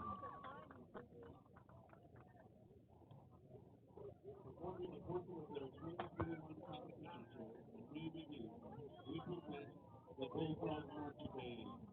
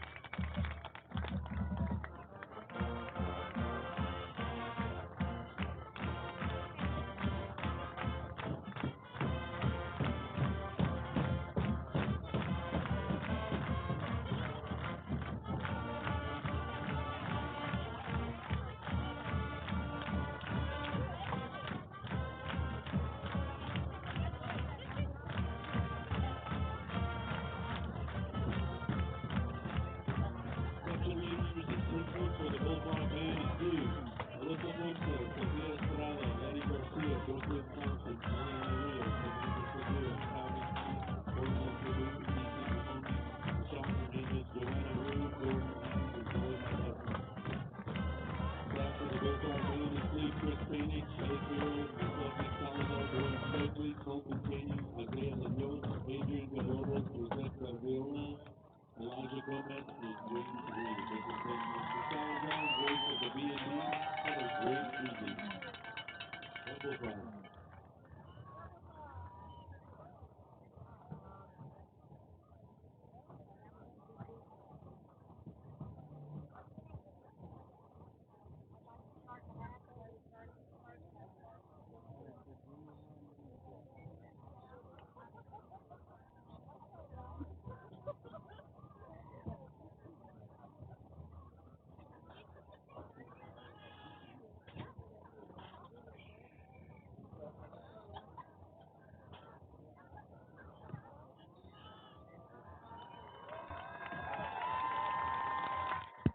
Bullfrogs. Well, here we are. We are back at it. I might want to unmute there a little bit. Trying to come down now. They can get plenty of field noise. I love it how your fiance's got the tiny, I know. I tiny told one. her. Jingling, Yeah, if you guys jingling. hear that bell, that is courtesy of my fiance and Coach Pascal's fiance and his mom. So shout out to them. Appreciate y'all. Hey, I like a little noise in the crowd. Yeah, seriously. And an outcome out of the – that does not look like a porcupine. It actually looks like an electrocuted rat is what it looks like. Like it's – I know I can say that because I've been electrocuted before. So Does your hair actually stand up like that? Dude, like, have you ever been around like in a thunderstorm or out on a boat or lake? Yeah. And all of a sudden you start feeling your hair stand up? Yeah. You better run. It's coming. But anyways, the porcupines come out of their tunnel, a little bit of smoke action as well, trying to get motivated here. This game, you might as well call it 0-0 right now. Might as well call it 0-0 for sure because the Bullfrogs and the Porcupines, this is like round 2 in the same game. Yeah. It says 14-7, Bullfrogs are up. Me personally, if there's no mistakes made, the Bullfrogs should probably be up 28-0, or maybe give them that 28-7 there. But, I imagine for both teams, a lot of corrections going on in the locker room at halftime. I would have loved to have been a fly on the wall in either locker room because this right here is a match. And here we go. The kickoff from Polito, a booming one down to the 1-yard line. And here we go. The special teams unit trying to wrap up here and finding some space there. That is number 6. That is Bell for Springtown. So a decent return for him, about 28 or so yards. And there's a little commotion after the play. On the replay, you'll see what happens here. A Springtown guy just fighting with junior section, and the referees just don't even acknowledge it. But anyways, great tackle there by the Bullfrogs. Decent return by the Porcupines, giving it about a 25-yard return. Not too bad. So here we go. So, yeah, now I'm watching a little replay. Oh, yeah, they're looking at a little wrestling match back there. But here we go. The handoff out of shotgun. That is Lockard. Hey, fighting for 2. But, hey, good stand there to begin the second half for the Frogs. And right there great read by Brian Neal. Came down the line, got Lockard, locked up with Lockard. Locked up. Like that. Badoonch. All right, we're starting off heavy hitting here in this second half. But great read. Here we go. I'm sensing maybe a play action, or here we go, a little bubble screen. And that's a face mask, it looked like. No flag. I don't know. It looked like the block that was on that far side. I don't know. Maybe. So I'm catching the read from that now. I'm catching the read on what we're looking at now when it comes to Springtown when they do that little bubble out. What he's actually doing, he's looking at the other receiver down the sideline to see if somebody's coming up to look to throw it down or throw the bubble. Could be a dangerous play. So now 2 high safeties for the Frogs. A little bit of a different look for their defense here. And Springtown adjusting accordingly. 2 receivers out to the far side, 1 near, and they're going to throw here. They're going to take a shot. And the Frogs, they get to him. It's a pick! Junior Session with the ball. He's trying to find a seam, and he falls down. The quarterback was hit, and Session there to corral the wild throw. Great job. Way to be in the right spot at the right time. Junior Session, there was a tip. The receiver actually tipped the ball up, and I didn't get it in the film. All I got him running. I was sitting here watching it play like everybody else. Who had the hit? The hit was this side. Was it Demarion Pulte on this side? Let's see. I'm watching the replay back again. But, yeah, he, flipped him. He tabletoped him in the air as he was throwing the football. I did get that. Junior, you're going to be proud of me, buddy. There you go. Finally, you're going to make a big brother move for once. For once in my life. Great job. Bullfrogs got a chance to get some momentum going their way from the 30. So here we go. And Demarion rolling out. And it's that quarterback draw action, and still on his feet is Hall, and a solid pickup on first down. The Frogs on their front feet here in the second half. That would be kind of awkward to see a frog on its front feet. They're like Tyrannosaurus Rex arms. They're like little bitty, right? Anyways, sorry, enough of that. Great job there by the Bullfrogs. Number 40 was in the position for Springtown. Number 40, that was Colin Tidwell, but he just could not bring down Hall. Great run by the quarterback. Twin formation, receiver out right. 2 receivers out right, 2 out left, but now Damian Moore rolling out to the right, a little wheel route action. They're going to take a shot. He's wide open. Touchdown! He was absolutely wide open as he went in motion. The wheel route ran to perfection. That right there, I tell you, on the playback is going to look like like artwork. He ran that wheel route out, and as soon as Hall called the cadence, the receiver that was over there took off running, and what he did is he started to make a separation towards the inside, pulling that cornerback closer to him, and left Moore up the sidelines. That you can see Moore, nobody picked up Moore, like he was just gone. You know what's interesting here is when the kick goes up, and it's through, so another extra point for Polito. But the thing that's interesting about that play, I don't know if you've noticed, they ran that motion now about 5 or 6 times, and each time it's been a quarterback draw. So Springtown is just seeing it, quarterback draw, and then, yep, there's Joey. Joey's playing an instrument in here. So are we saying that we save the high notes of the accordion for the second half? Yeah. Are we going to wind this thing in? But that's what they're doing. You're right. They're saving the high notes for the most exciting. It's a crescendo. We're bringing us up to hit that point. Yeah, we're trying to get there. Right now, 21-7. In my mind, I thought that right now it should be 35-7 myself. But 21, I'll take it right where we stand. It's not over though. Not over by any means. 10:26 left to go in this third quarter of play, and the Bullfrogs came out. The great part about that is, what people don't understand, the Bullfrogs lost the toss, so they had to take the ball at the first half. So Springtown had the ball to start with the second half. The Bullfrogs, they're within their first few plays, got an interception, so it was almost like getting the ball the second half. Didn't even matter that Springtown deferred. And so Polito will look to get off another good kick. We'll see what he can do with this one. It's another booming kick. He's been fantastic tonight. They're going to return this from about the 1-yard line. We'll see if the Frogs special teams can get to him. Still on his feet, past the 35, and finally brought down. Polito almost in on that tackle. I think he is because the sideline's pumping him up. Yeah, and also you had in on that tackle for the Bullfrogs that you hadn't seen a little while due to some other circumstances. It was number 20, Matthew Salazar, came in to lay a lick there at the end. Great job. And you hear the crowd getting amped up. Great return by the Porcupines. Bullfrog defense looking to make another stand. 2 out to the far side, 1 receiver to the near. Shotgun formation for Springtown, rolling out to the left. He's got some time. He makes a throw here. He's got a man as the defense sagged off, and that's a gain of about 11 as Springtown picks up a first. Now it's Demarion Pulte and Craig Williams in on the play. Sorry, Joe McDaniel, if you're watching, I didn't zoom in on that play. It was widescreen. My bad. It's I love Joe. He gets on me, but I love it. I love it. So Hudson Pullett with the throw, and here we go. So they'll go back to the run game and trying to fight through a little inside zone action out of shotgun. Going to be stopped right near the line of scrimmage, a gain of about 1, maybe 2.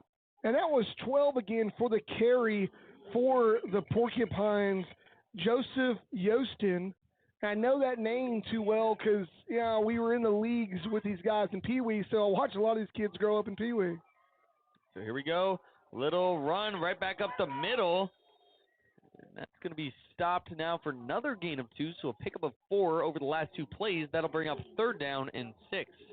And I imagine here, I'm going to go on a whim and pull my Romo napkin out of my back pocket. All right, and I'm going to say that they're going to try to go to Lockard on this play. Okay. All right. Let's see it. Chat, let's roast him if he doesn't get it, but we'll see. I like it. I'm going to make a competition. And it's a sack! Hey, we won't even have to know. Locker was wide open. You were probably right there. But the Bullfrog, wow, is that Cornell in the backfield? Cornell in the backfield. You had Brian Neal there. You had Exalste Bakula. And you also had Terrence in the backfield, too. Tell me his last name again. Terrence Gilmore. Terrence Gilmore. I should know that. My wife watches the Gilmore Girls. All right. Anyway, sorry, Terrence. That's just my reference. So here we go. We'll see if they go for that quick kick.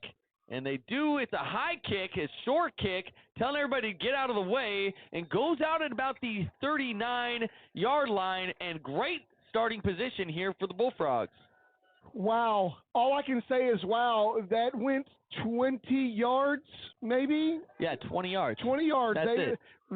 Their line of scrimmage was, I think, the 39-yard line, and the Bullfrogs are going to start off on their own 39-yard line.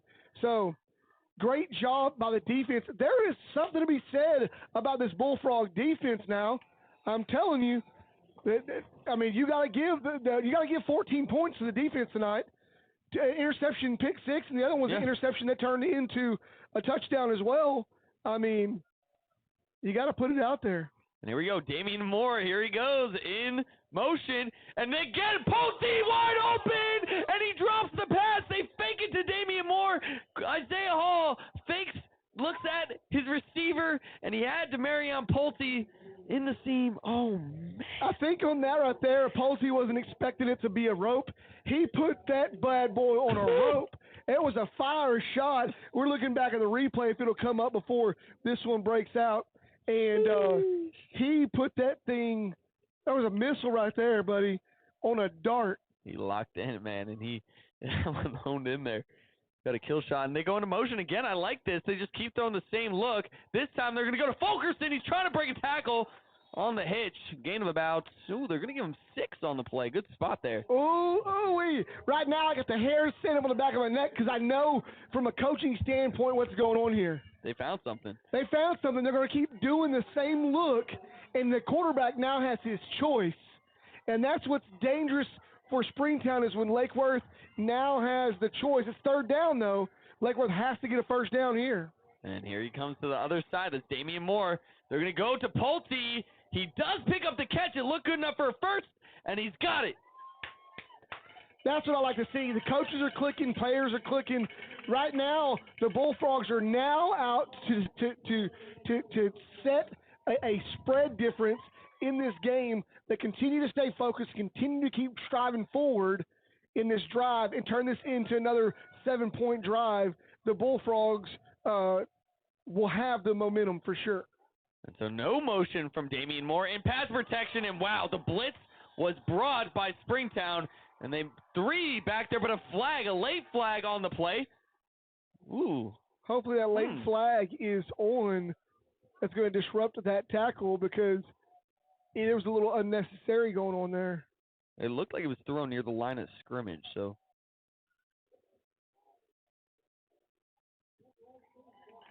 The personal foul. That'll be an automatic 1st down. So who cares about the drop there? Now the Bullfrogs still get a 1st down. So do I say that you're saved by that? Sure. Yeah. I'll say that. Hey, you know what? Great play, but a little bit of extracurricular talking in that backfield. Sometimes just make the play, get on with it. You're down by 14 points. Yeah, you got to say you got to give kudos to the Bullfrog offensive line. Springtown has been their toughest defense thus far. Quickness, strength, power, and they're able to maintain and hold their own. Doing a fine job tonight. And here we go. So trips out to the right, Isaiah. He looks back to the left. There's a screenplay to Damian Moore. And he meets one player. And a big hit there. And another flag flies near the Bullfrogs sideline. And the coaches are clapping. So I'm assuming, hopefully, on Springtown. Yep, I see number 42 throwing his hands up like, what? And what it was is Damian Moore trucked the guy on this sideline. Wasn't a big truck. I'd come out probably a Ford Ranger, not quite an F-150 or it is against or a 4x4. But Damian Moore lowered his shoulder and pushed through for another 2 yards. Well, when he got tackled there, 42 of Springtown was there on that tackle. And here comes another flag as 42 can't keep his mouth quiet. So now another flag comes in, and the Bullfrogs, or maybe it's number 56, I'm not sure what's going on. There's another flag that came in. Let's go see what happened. Let me not speculate. Coach has got to be careful coming out past those numbers, but no flag, no further flag. I understand his frustration, so they're going to kind of let it fly. Where's the get back, Coach, when you need one? Hey, that used to be my job. Way back when. But, all right, here we go. So now that'll bring us to 1st and 10 from about the 12-yard line. So Bullfrogs, great field position, 7:14 in the third quarter, and it's been all Frogs here in the second half.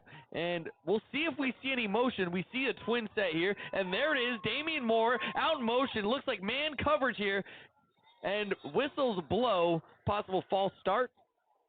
And it is. False start. You hate to see that, but you hate to see that because you have them on their heels, a little bit of air sucked out of them after a couple of big losses there. You lose your sack to a penalty. Another penalty comes in the next play, and then another penalty on top of another penalty, and then now the Bullfrogs, give them back 5. Where's Chris McMullen? I saw you earlier. Yeah, a little mustard. Chris McMullen. Chris McMullen's ready to come up and go to Eagles Nest. All right, here we go. A little screen action. Damian Moore, a little bit of better blocks this time. You got to turn around and find the next block, though. Unfortunate there. That could have been a touchdown. Well, I think right there, the thing about it, what happened there for the Bullfrogs, number 63, Hector Garcia, was doing a great job getting out in front, but I think what happened is we ran out of sidelines there, and so Damian Moore saw it flowing that way, and he cut back inside. Hector Garcia did a great job moving and getting outside to get ready to lead that block. Just the other guy, he was blocking a little more agile, kind of cut back in underneath to get that tackle. Great job, though. And Damian Moore back into motion. That same look. And now back to the quarterback draw! And he's in! And that's all they need! Get that accordion going out! Bring it back in, Joey! That's and a right. touchdown! That was a low note. That was a whoa, whoa. So that's the exact look that these Bullfrog coaches want to see. They see the man defense, and they bring them out wide and bring them straight down the middle. So the thing is, the defensive coach, what is really hard in that, and Springtown, I know Lake Worth saw it, and Isaiah Hall picked up on it. When he sent that motion, not only did the linebacker go out, the defensive end spread out. So what did that do? That gave him room to work on the inside.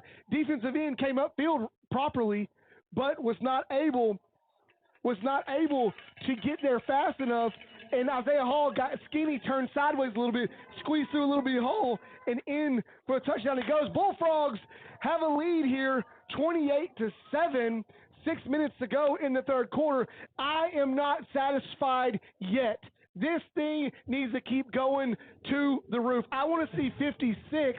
That's what I would like to see, and then I could say, okay, hey, we slow down. It's in the bag. But we've seen 28 points in 2 quarters ourselves. Hey, you know what? Here, look, and I know, Joey, you're probably going to be like, well, I know if Lake Worth was going to win. And I'm not saying I didn't say that too, but here's what I want to say. Is that Lake Worth, I follow Max Preps personally, and I've been watching Lake Worth and where their rankings have been on there, and they've been as high as 21 and have now been pushed back, I believe, around 38th in Division 4A. And you know what's funny? Springtown has been ranked as high as number 4. And I feel like Lake Worth has been moving backwards even though they're undefeated, getting absolutely zero respect as the Springtown team ranked ahead of the Frogs. And here we sit with 6:07 left in this ball game, and Lake Worth making a statement here in the third quarter. As Polito lines up to kick another booming kick deep, and this time he gets it to the end zone as we're just seeing, look at these frogs run. I love it. I'm getting pumped up. Yeah, you see right now, you can see, man, I'm not going to get emotional. I might. What you can see right now is the kickoff team is so turned up, lit up. The ball went out of the end zone, and nobody stopped running. They all ran out of bounds to where the ball went to show them we got gas in the tank. Of course, and that's effort. Gas in the tank. It's effort. It's you got to walk with a little bit of swag here and there, and that's exactly what you want to see. As now Bullfrogs look to make another stand here. They go to the read option, and it's a run here out to the outside, and the pickup is about, he gets a little bit of extra there after the first down marker. Pickup of about 13 on the play. And that's the thing the Bullfrogs are going to be looking at for Springtown. Look, they're going to be hurried up. They're hurrying up right here because they gouged 11 yards out. So they're going to hurry up and try to catch the Bullfrogs offset. Here they go. Going to run the same thing this way. There it is. The Frogs need to get to him here. And then another first down. So here comes the kid, Matthew Lockard. We've talked about him before. Joey brought up some good points. They're going to look to go to him often, and he picks up 2 straight first downs. And now they're going to go back to Lockard once again. You're going to see it happen. Hullett gave him the tap on the shoulder. Here it is. Oh, play fake. And no, it's a QB keeper, and the Bullfrogs all over that one. That's a sack.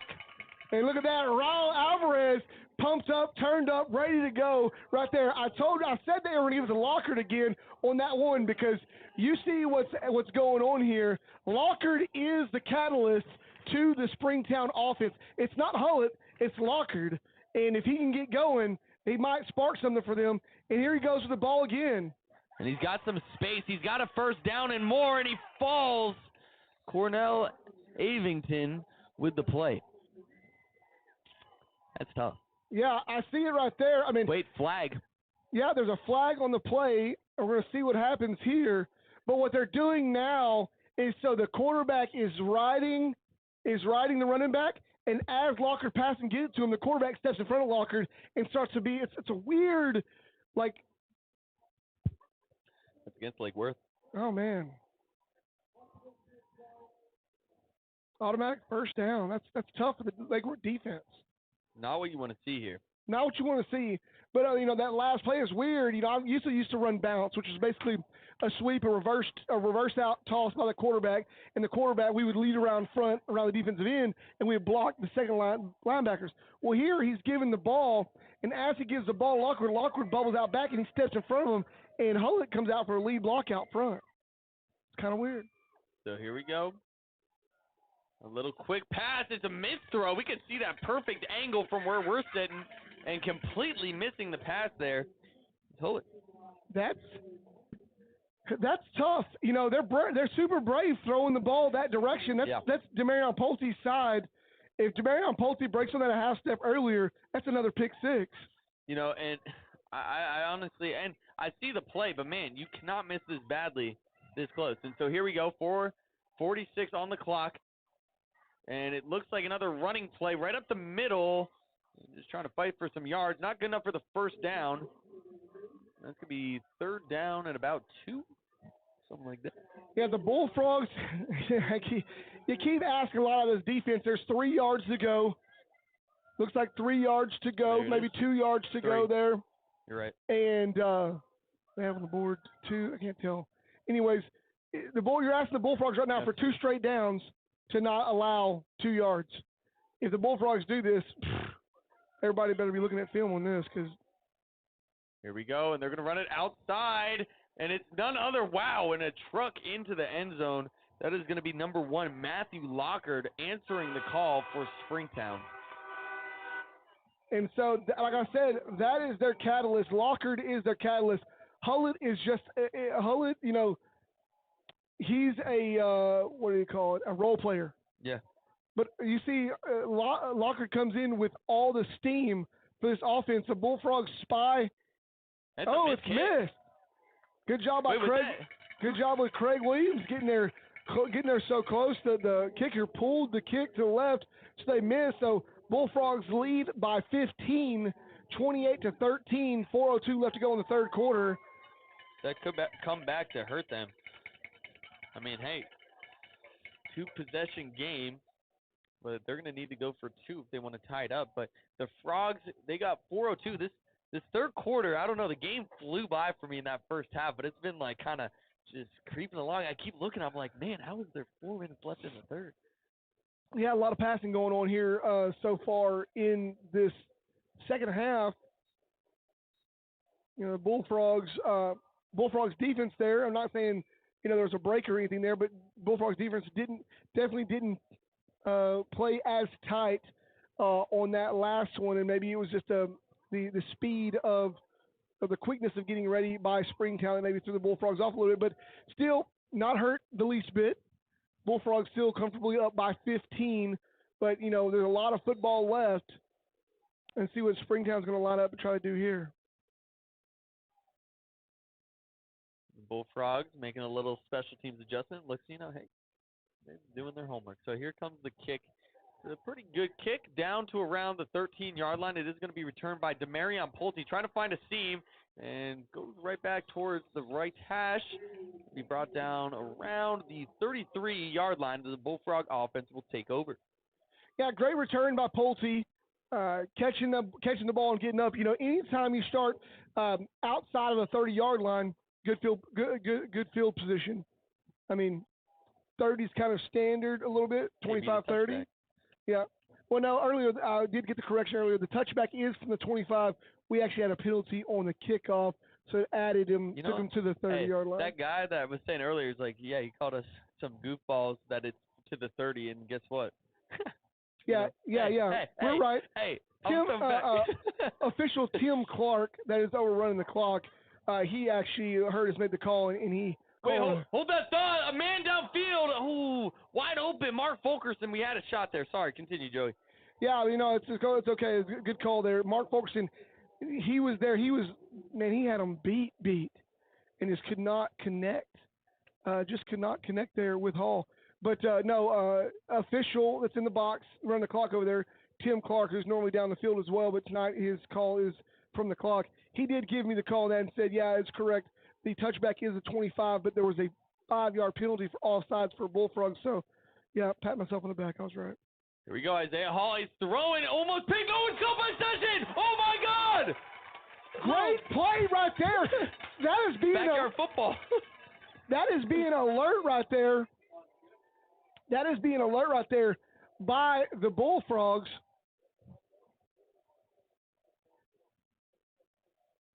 That is a great play there by the Bullfrogs, just being alert.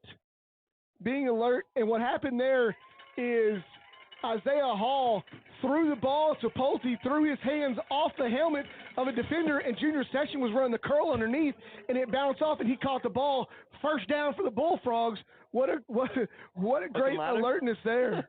That's an unintentional hook and ladder play. You know, hey, bringing out the backyard trick there. But, hey, now right near the 50-yard line, so right near midfield, the ball will be marked at the Bullfrog 48-yard line as Isaiah Hall calling in the play here. Lineman already set, just meeting with his receivers and his backs.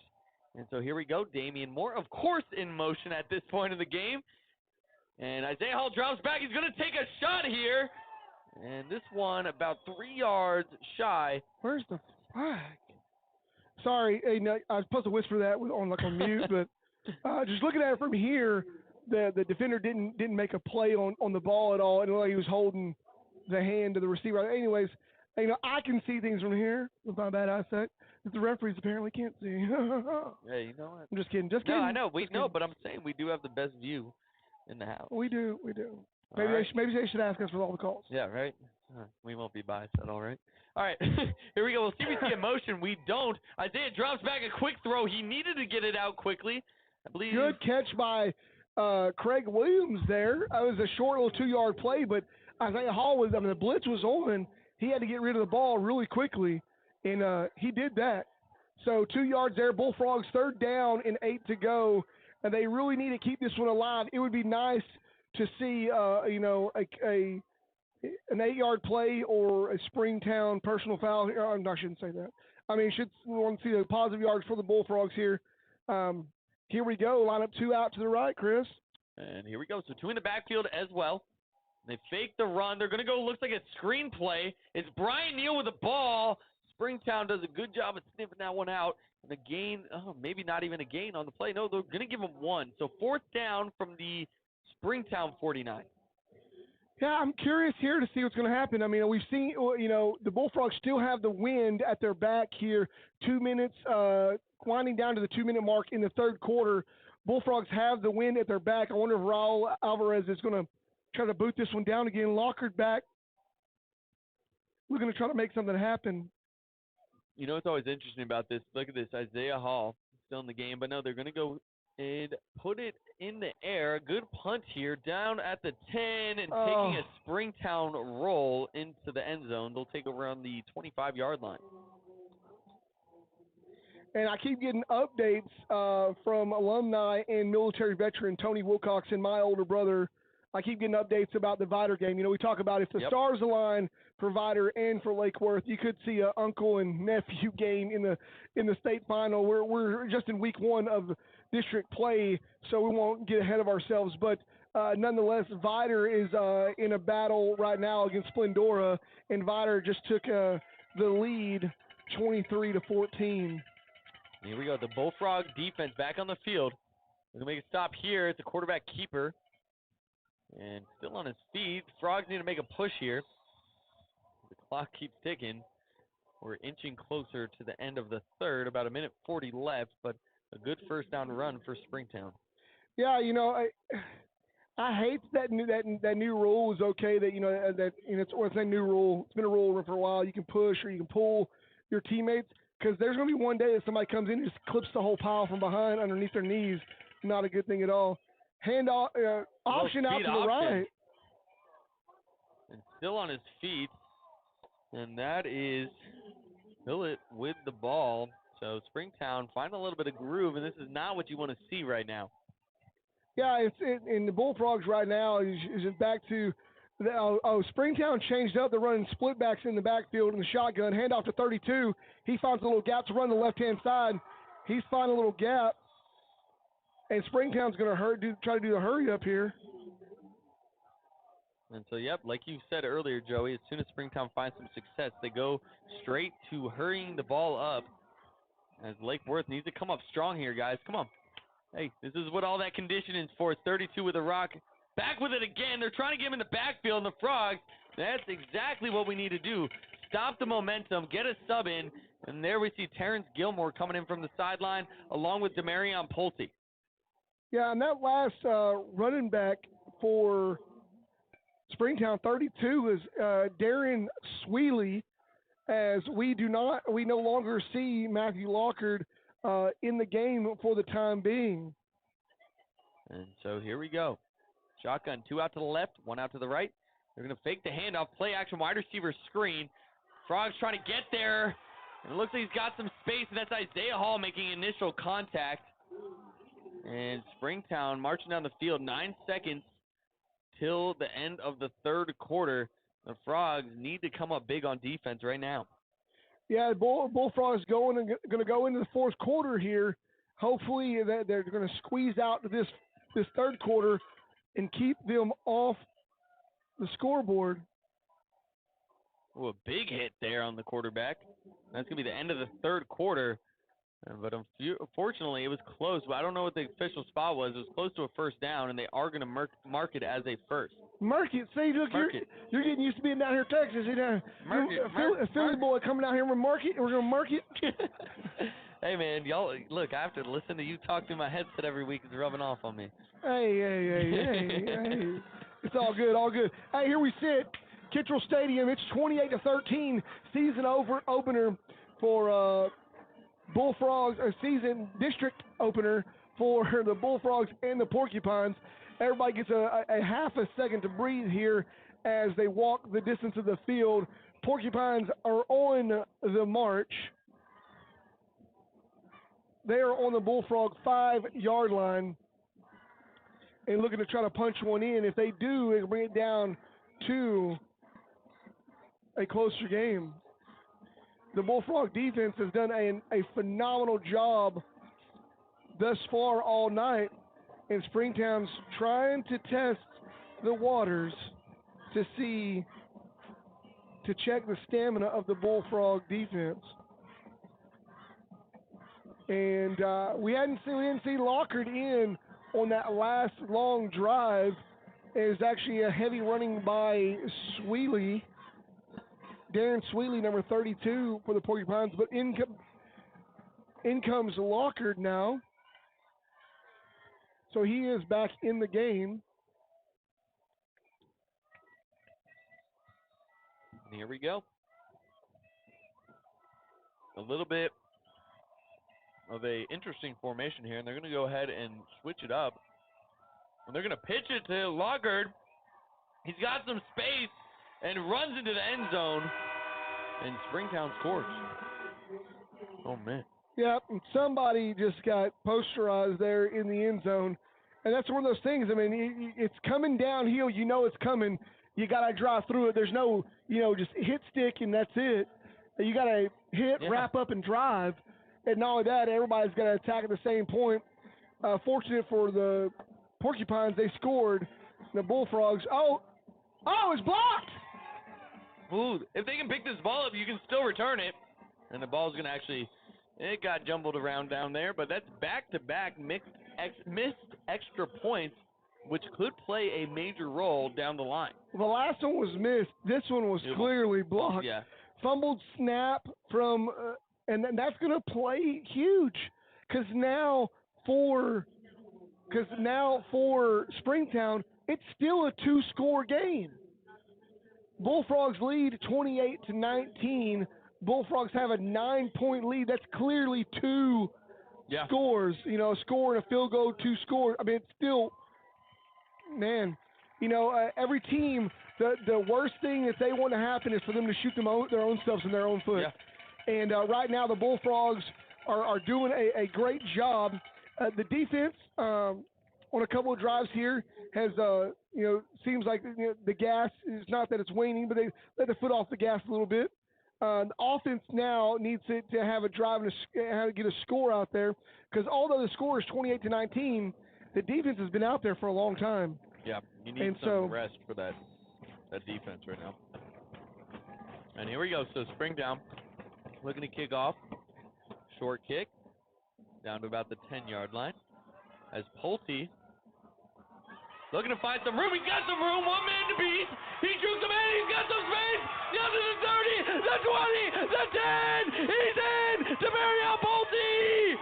Another touchdown for Lake Worth. There's your offense. Special teams.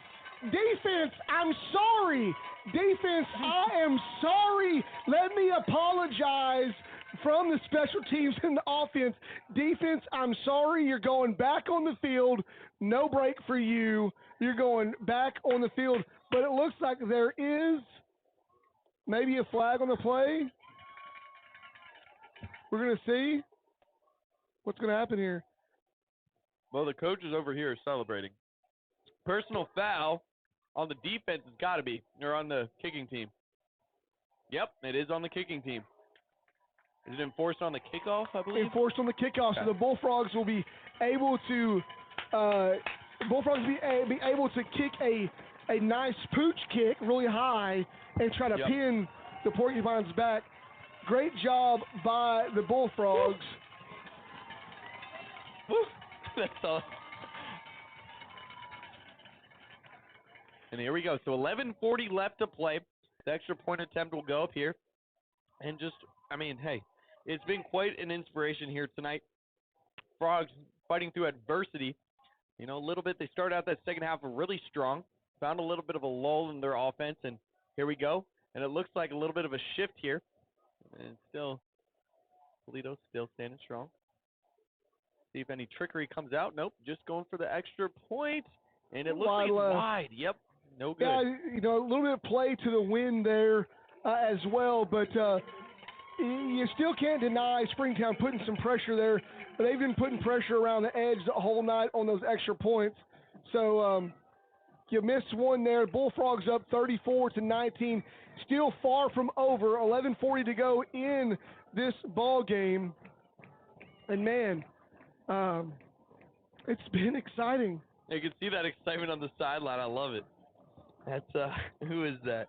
It's Shagog. I don't know. I haven't said that name before, but hey, he's fired up over there on the sideline. I love it. Special teams player. You know, he's got to show love. You only get a couple plays a game. You got to make them count. He's on that special teams unit, and you can see him fired up over there on that sideline. But here comes the Frogs once again kicking off. Still got basically a full quarter here left to play. Bullfrogs lead by a couple scores now. Feeling pretty confident, but the game is not over until the clock strikes 0. So Bullfrog defense needs to come out. Had a little bit of rest. We'll see how they respond here as Polito looks to kick from the left hash. Now remember, we did have that penalty, so move that kickoff up to the Springtown 45, not Lake Worth, Springtown. Springtown has 3 guys deep. It's not normal that you see 3 guys deep. You got to kick it like there's so much space on these sidelines. I think there's a squid that you try to burn it down there. I'm not sure. Let's see. I'm excited. It's all a guess at this point for me. We got the wind in our face, so. Interesting. Oh, it's knocked loose. The Frogs might have it. What a play here if the Frogs do have it. And, it looks like it's going to Springtown. But, wow, a little trickery. Polito did not kick that ball. I didn't even see who did. It looks like Emiliano was on the field as well. Emiliano Gonzalez, a little trickery from the Frogs. Wow, I haven't seen that. Man, that ball was a half turn from taking the pop hop. The pop hop that would have happened would have hit that guy right in the face mask and bounced right back towards us. Instead, It dribbled a little bit longer than it should have. But anyways, let's see this defense turn up again. Great kick. All right, here we go. Man in motion. And they're going to throw it here. They got a man deep, but Pulte in the coverage. He has a chance to pick it. He does! He does! And he's got some room. Will he get going? A flag on the play. He's cutting it back. He gets to the middle of the field. Still on his feet. Still on his feet. To the 40, 35, and down to the 30. We still have a flag on the play. The good news, even on Lake Worth, it will still count as an interception. The flag was thrown after the pick, but my God. Woo! Man, that kid right there, this team is having a game, but Demarion Pulte is having a game on all sides of the ball. Special teams, defense, offense.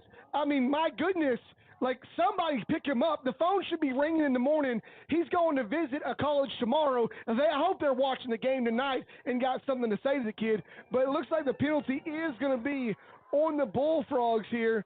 But no problem. Bullfrogs are going to line up to run that. I imagine Pulte's going to take him a little breather there for a second. This isn't the worst thing in the world.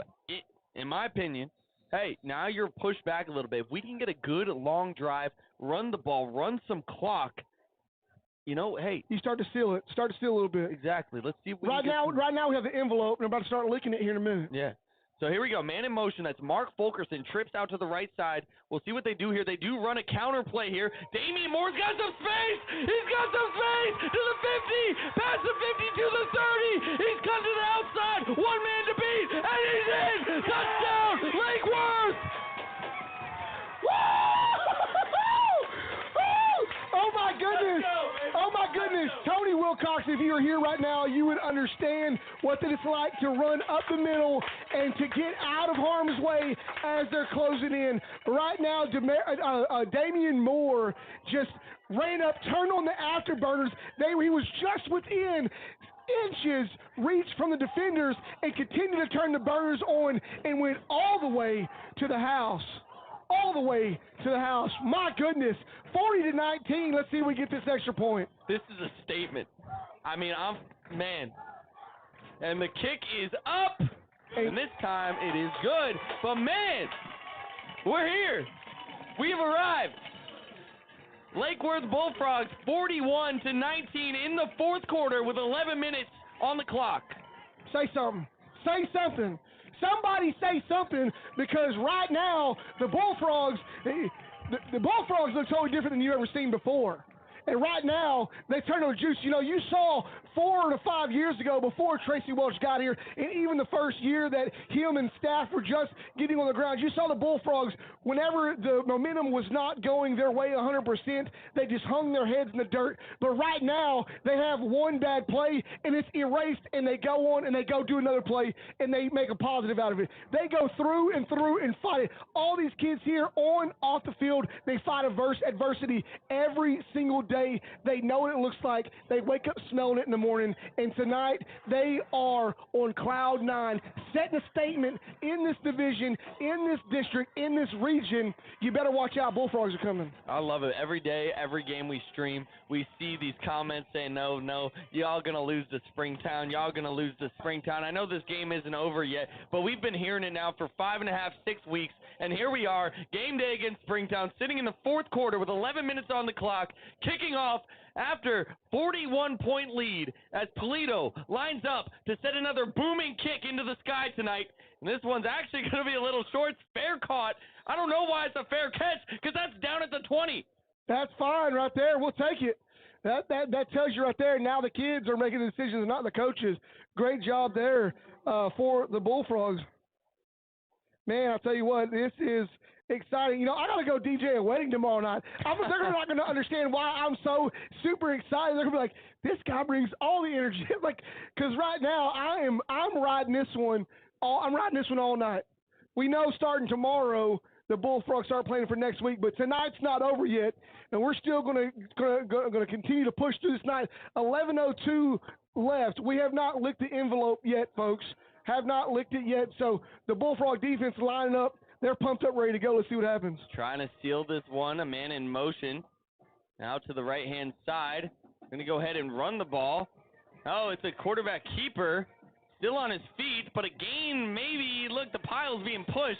But, man, with 11 minutes left to play, running the clock, whew, I don't know about that. That's the thing when you're dealing with this, right? You know, so the quarterback that we see here, Hullett, great kid. You see he's running the ball. He's not very fast, but he's a big kid, and he's getting some yards on the ground, but his throws have been kind of up in the air for grabs. True. And Bullfrogs are taking advantage of that. And here they will throw it this time. And almost another chance for Cornell Avington on the outside there, but a low throw there. Was to number 6, Bell. And third down already. Third down and 5 yards to go for Springtown. And Bullfrogs looking to make a stop here, as it's pretty much 4-down territory now for Springtown at any point on this field, with very little time left to play with this big of a deficit. And they're looking at trips. Joey Wilcoxon. Woo. Here we are. Woo-wee. Could you imagine this a year ago? No. Hey. I mean, you could. I know you could. You always believe. It's been. Oh, man. Locker thought he had something there, and right there, Donnie Reese and Brian Neal, he was trying to fight off Brian Neal, and Brian Neal gets up like a good sport and just pats him on the back. He knows the Lockard is trying to ignite the Springtown offense, but he can't do it by himself, and that's 3 and out right there. The Bullfrog defense shuts it down once again, and Lockard back there to do their quick kick. Who knows what they're going to pull out here? They're down so far. They got to be desperate at some point. And what's going to happen here? And they are going to kick it. And Damian Moore is back there. He's going to let it bounce. Why not? May as well take as much field as you can get. That was interesting there. It was rolling forward and picked it up. I don't know. I mean, I'm not hating. I'm really not. But like Springtown, you can just tell in their demeanor, they are not used to this. I guarantee you, they were sitting there for the last 2 weeks thinking that they got this in the bag. Well, they were 4-1 going into right before the bye, 4-1, and they lost to Melissa. And Melissa is a great team. Or wasn't Melissa, or was it Midlothian Heritage? It's Midlothian Heritage. Midlothian Heritage. Still a great team. Great team. And you play those teams to try to elevate your game. no matter win, loss, or draw, you're trying to elevate your team, and they got beat, and so now, I mean, the Bullfrogs have taken advantage of that loss. They came out here and said, if we can get them behind, then we'll do good here. Quarterback draw, haul up the middle, gain of about 5 on the play. But, yeah, I mean, my favorite part about this is just waiting for the people around the district tonight. Burke Burnett, whatever you want to say, all Hershey, they're going to be looking at their phones after the game in the locker room and wait, no, they're not. They won't believe it, because I guarantee you not a lot of teams are taking Lake Worth seriously. We all believe here, but nobody else has been. Well, this right now the Bullfrogs are they're into year 2 of history repeating itself, and the Bullfrogs right now look totally different than what they did, 20 years ago with that. Here we go, another quarterback sneak up the middle, and the Bullfrogs are doing this. They know they can strike. That's the thing right now. The Bullfrogs know they have control, and they can strike on a pass at any time. But they've played that accordion and got it so spread out. Isaiah Hall, now he's looking up, making his pump fakes. Bullfrogs got a first down. They're winding that clock pretty quickly. 8 minutes and 40 seconds in winding here in the final quarter of this game. Bullfrogs now just looking to get out of here, try to run that clock a little bit. If they get another touchdown, that'll be fantastic. But if they don't and just run out the clock, that'll be great too. And they brought the house on that play. It's like, hey, for your gamers out there, it's like they put run commit on the defense right there. Yeah, run commit on. And the Bullfrogs lose about 2 yards there. Going to bring up 2nd down and 12. Yeah, you got. You're good. You I good? was about to sneeze there, and by the time I told Joey to mute me, I ran out of steam from the sneeze. It's all good. Hey, I'm feeling good. I'm feeling good. I'm feeling elated right now. I know, it's big words. It's my word of this week, elated. Go. I'm feeling elated. I'm a teacher. I should be using better language. Come on, Chris. I need to talk to myself. We're good. I'll see you, Joey. All right, here we go. And a flag before the play starts. We can only imagine what that means. Delay a game on the Bullfrogs. Yeah, it's either easily delay game, false start. So the Bullfrogs, what would be nice for them to do right here is to take a strike down the field and either get a first down or get a touchdown. One or the other. First down, touchdown, FD or TD. I like that. You're like, yeah, we're at the 31-yard line. It's either a touchdown or a first down. Like false start. We got here. Have you? I don't know, and I don't think this is happening right now because I haven't been watching the clock. Have you ever seen that video of Bill Belichick keeps taking false starts and the clock keeps running, and he just keeps doing it, and then you have to change the penalty. So he goes delay a game, then he goes like false start, then he goes like illegal motion, and the clock keeps running every time after they make the call. So, yeah, see, the clock's continuing to run.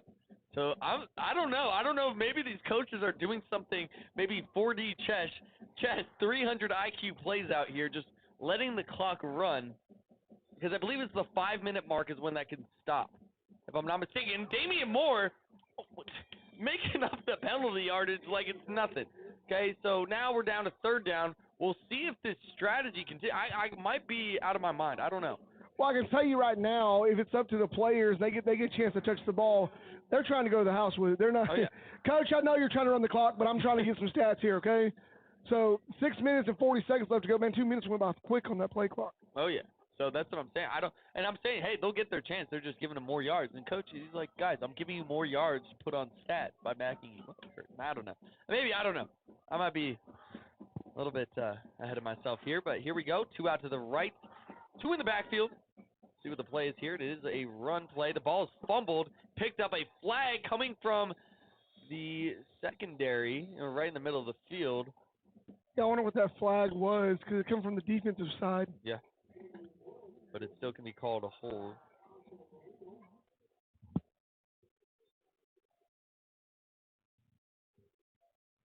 A chop. I couldn't tell. That's all I'm doing, a hold and a chop. I didn't see it. So it's 4th down. I think they declined. Yeah, so they're gonna want the Bullfrogs to punt here, which is natural, what you would want to happen if you were the defense.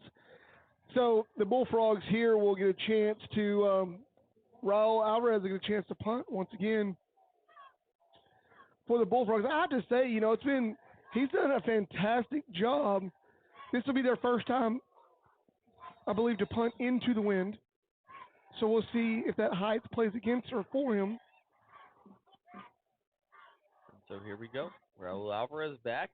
And he gets up, and a good kick, almost blocked there, still gets it up, and to the sideline, and way out to the sideline, almost To into the band. stands, yeah.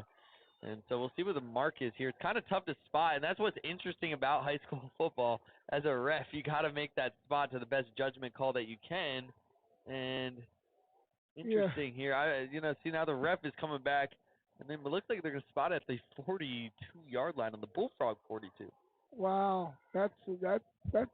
I thought he got it past the 50, but I guess not. That's what I'm saying, and that's why it's so hard. I mean, there's no way that you can get an accurate spot on a kick like that. Yeah, so. regardless of what your score is, you never want to give the opposite team field position pretty much from 10 yards past your line of scrimmage where you were at. So that's where we're at right now. And so the Bullfrog defense is going to step up once again here and stand tall. So here we go. They fake the run. A pass out to the sideline. That's none other than Locker, but a good hit there. And I believe, was that Pulte on the far side? I believe it was. Let me see if I can. Yeah, it is Demarion Pulte. Yeah, I was kind of amazed here that you didn't see a holding call on that far side of the line. I saw it clear as day here, but referees had their eyes somewhere else. And here we go. He looks back to the left. And that ball is dropped. It looks like Springtown. You can just see by their demeanor right now. Yeah, Locker's getting unnecessarily chippy. I mean, he just pushed on Avington and kind of set Avington off a little bit, but Avington wanted to turn around and say something. But Coach Welch kind of stepped out there and said, "Hey, look, keep your head in the game because we got this one in the bag. Let's just stay tight." I love it. And you know what? Hey, get a little bit cocky, but not too much. But here we go. Make a little throw, and he can't even make the 1-yard pass downfield from Hulett, and Hulett, whatever, Hulett. Oh man! And even there, they try to throw out that little bubble pass, which is great because he's throwing it forward where you're supposed to as a quarterback. Throw it forward so your receiver can catch it moving forward. But his receivers just are not planning and moving forward with that bubble. That was his last check down, was the bubble. And Craig Williams came in there right as it was happening and kind of still hit that guy. And something you hope not to see because you don't know how the referees are going to consider that chippy or what in the end of the game. Right now, 5:33 left to go in this fourth quarter. Game brought to you by none other than Eagles Nest. Yes, sir. And here we go. Okay. Little handoff action to the inside, and Bullfrogs all over that one. Maybe they're expecting the Bullfrogs to play the pass, sneak a little draw inside, and not tonight. He's been kind of mixed up in the pile a lot tonight, and I didn't really have a chance to really mention his name that much. But, man, Aiden Torres, I mean, that kid right there, good-sized kid, got a good length about him in the inside, defensive interior. Great job. Actually plays the defensive line. Oh, catch over the middle. Still on his feet. Finally brought down. The flag gets tossed up because I don't know if it's going to be on Lake Worth or going to be on Springtown. It looked like he's running his, like somebody's running their mouth over there. Oh, no, it wasn't a flag. It looked like it was a towel. Here we go. They're going to line up, try to move quick. Rolling out to the left. And taking a shot. Only Fulkerson is there. His feet are in. Lakeworth ball. Intercepted in the back of the end zone. That is the thing that What a poor decision. I got a chance to talk to I talked to Dwayne Pulte, I talked to Jose Chuchumeza and Junior Session a lot, and I got a chance to come out and talk to all the boys at the beginning of the week before their Monday practice started. Coach Welch allowed me to come out and talk to them a little bit, and then outside of that, I talked to them all the time. And the one thing that I told them and reminded them of today, not giving myself kudos at all, but I wanted them to know, guys, y'all watch the way he throws on film.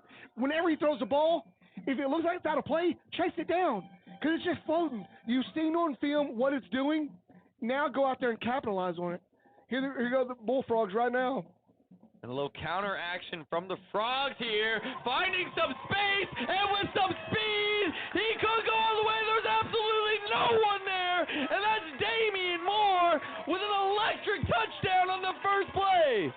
That's another 80-yard touchdown for Damian Moore. What a fantastic night this young man has had. Who else am I going to call? Who else's name am I going to call? I'm dropping my water everywhere. I'm getting kind of crazy right now. Cue the music, Joe. Yeah, right. Like I hit everything. Like stop turning music off. Sorry. Music going. All of a sudden you hear it. All of a sudden you hear it come in.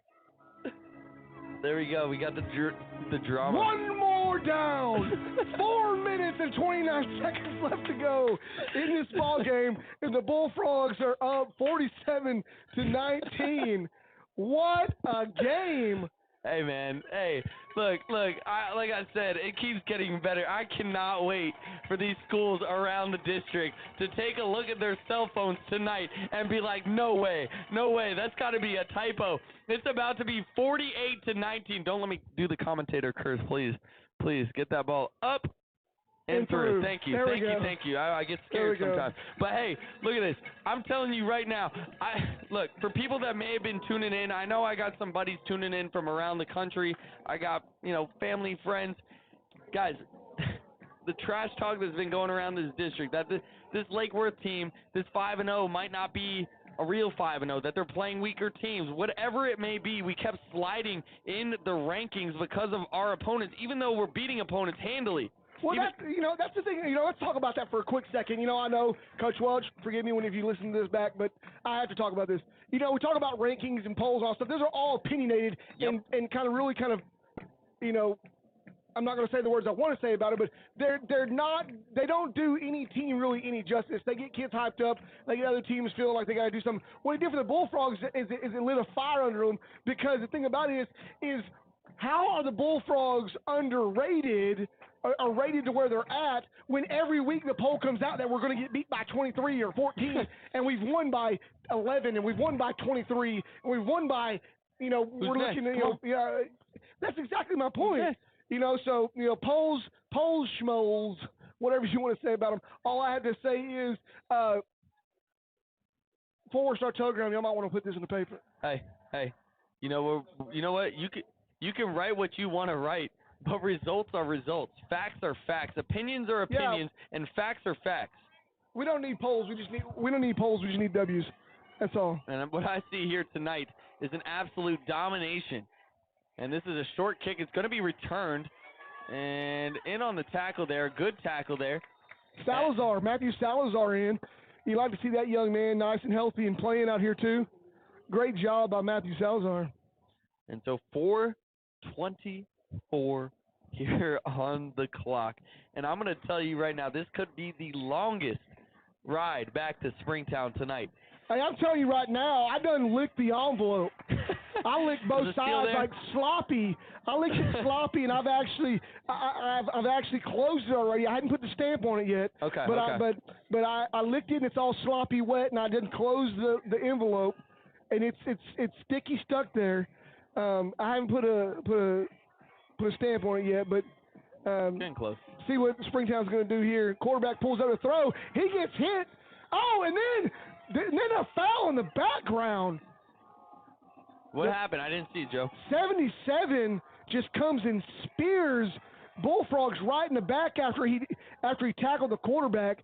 77 missed his block for Springtown, and we hit Hullett.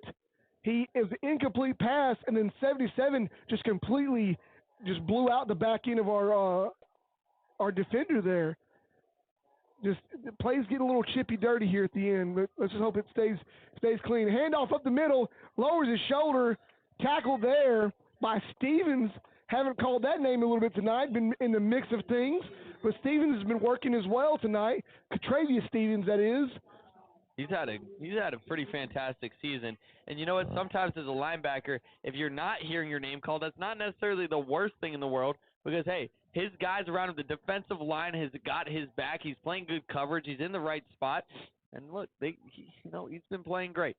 And we got Springtown now with 3:45 on the clock with the football, down by quite a bit here as they hand the ball off as the clock continues to tick. Great play by Brian Neal. I saw there the offense blocked their way, and Brian Neal came right down the line to track that down from the backside. 4th down and 2 to go. I imagine the Porcupines are going to go for it here. They're not going to punt. It's 4th down time. Not really territory, but 4th down time. I mean, it's basically, look, excuse me. You're down by 29. Kind of got to go for it at this point, right? So here we go. They hand the ball off, and actually it's a QB keeper. They pull the ball out, so a little option play there. And you know what? Give them the 1st down, but quite a mountain. Might call it Everest. To climb here tonight for Springtown at this point. Yeah. It's nearly impossible. A big tackle there, one-on-one tackle there was James Best. James Best has Best Page on here, so I'll announce it as it's written here. James Best Page, great kid, big kid. Man, love seeing him play. He's out there at the nose tackle position. Great tackle by him. And the handoff to the outside. Bullfrogs looking to make the play. And there we go. So that is number 11. There's Trey Stevens once again. Trey Stevens on the tackle. And the Bullfrog defense really wants to try to hold him here. And a lot of people look at late film and they look like, oh my goodness, like you see what's happening here? What's happening late in the game? I assure you folks, what's happening here late in the game for the Bullfrogs is some substitutions on defense. I see 3 or 4 of myself. Here they go, hands off in the middle. And a big wrap up there and a flag late. I don't know. Did they think it was a and even the Springtown player patted him on the back, and I believe was that Donnie Reese making the hey ref, you can't hear me, but that was a horrible call. Yeah, that was a clean tackle. The Springtown player even patted him on the back like, hey, good job, and like it wasn't dirty, and then the refs were like, oh, 15 yards. Yeah. This is why I gotta get closer to the chapter. I'm part of the referee chapter. I gotta get closer to the chapter so I know who's from where, because that definitely looked like a non-Lake Worth call. Anyways, here we go. Porcupines on the march, trying to put another one on the board, trying to make the bleeding not look so bad. Hands off up the middle. 4 tries to make a move. Woo! Big bam, bam. Thank you, ma'am. By WWE? By Trey Stevens. Yeah, it's like cue my intro music, right? There you go. And Trey Stevens from the top rope. Woo! That's what it looked like. That's what it looked like. What I have to say right now is I've watched the Porcupines. I've watched their film. I've seen stuff on YouTube. I watched them last year. I went there when I was in the 6th grade. Yeah. The program has not changed much since then. And when I say that is that they're very Trey Stevens comes in and says, give me one more. Give me one more. Coach, I'm going to rack up these tackles, right, from the top ropes. But no, in Springtown, very much it's a culture that starts in the, at least in the 6th grade that I know of. When I was there, the disciplinary action came from the coaching staff. It didn't come from the principal's office if you were in athletics. Everything revolved around athletics if you were in athletics. Discipline, your grades, a whole 9 yards, and the way everything was taken care of. And it's very much still the same way out there till today. It's a great culture to be in when you're a sports culture and a sports team trying to make some moves. Hey, what if I told you that's what we're doing at the middle school? Hey, I like it. And I got to give him a shout out. Number 4,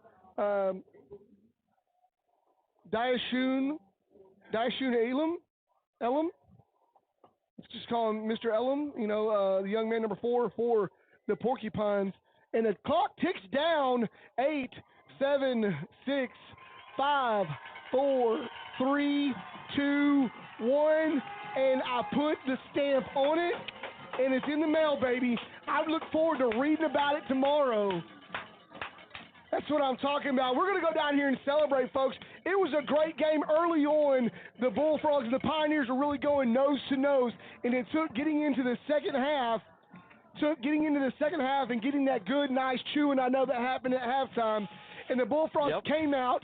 Springtown received the ball in the second half. Bullfrogs took them 3 downs to get an interception, and from there it was written. Bullfrogs went on to Marion Pulte with another return for a touchdown. That one get called back. Yeah, but what a game! I mean, that one got called back. But kudos to Damien Moore, 2 80-yard touchdown runs. How amazing was that? Well, guys, we're going to go down here and celebrate with the team. This is a big deal right now. If you're not in Lake Worth, sorry you wasn't here, because it was fantastic. But, hey, thank you for joining on the feed. I appreciate all y'all that are joining from across the U.S. We thank y'all so much. Hey, get a plane ticket. Don't cost that much. Come in town. You can stay with Chris. And come on. Hey, y'all come in town. Chris Mullen, you gotta come. You gotta come check out one of these games, man. There you go. All right, hey guys, we love you guys. And until next time, I'm Joey Wilcoxon for Lake Worth ISD, Bullfrog Radio, and for Chris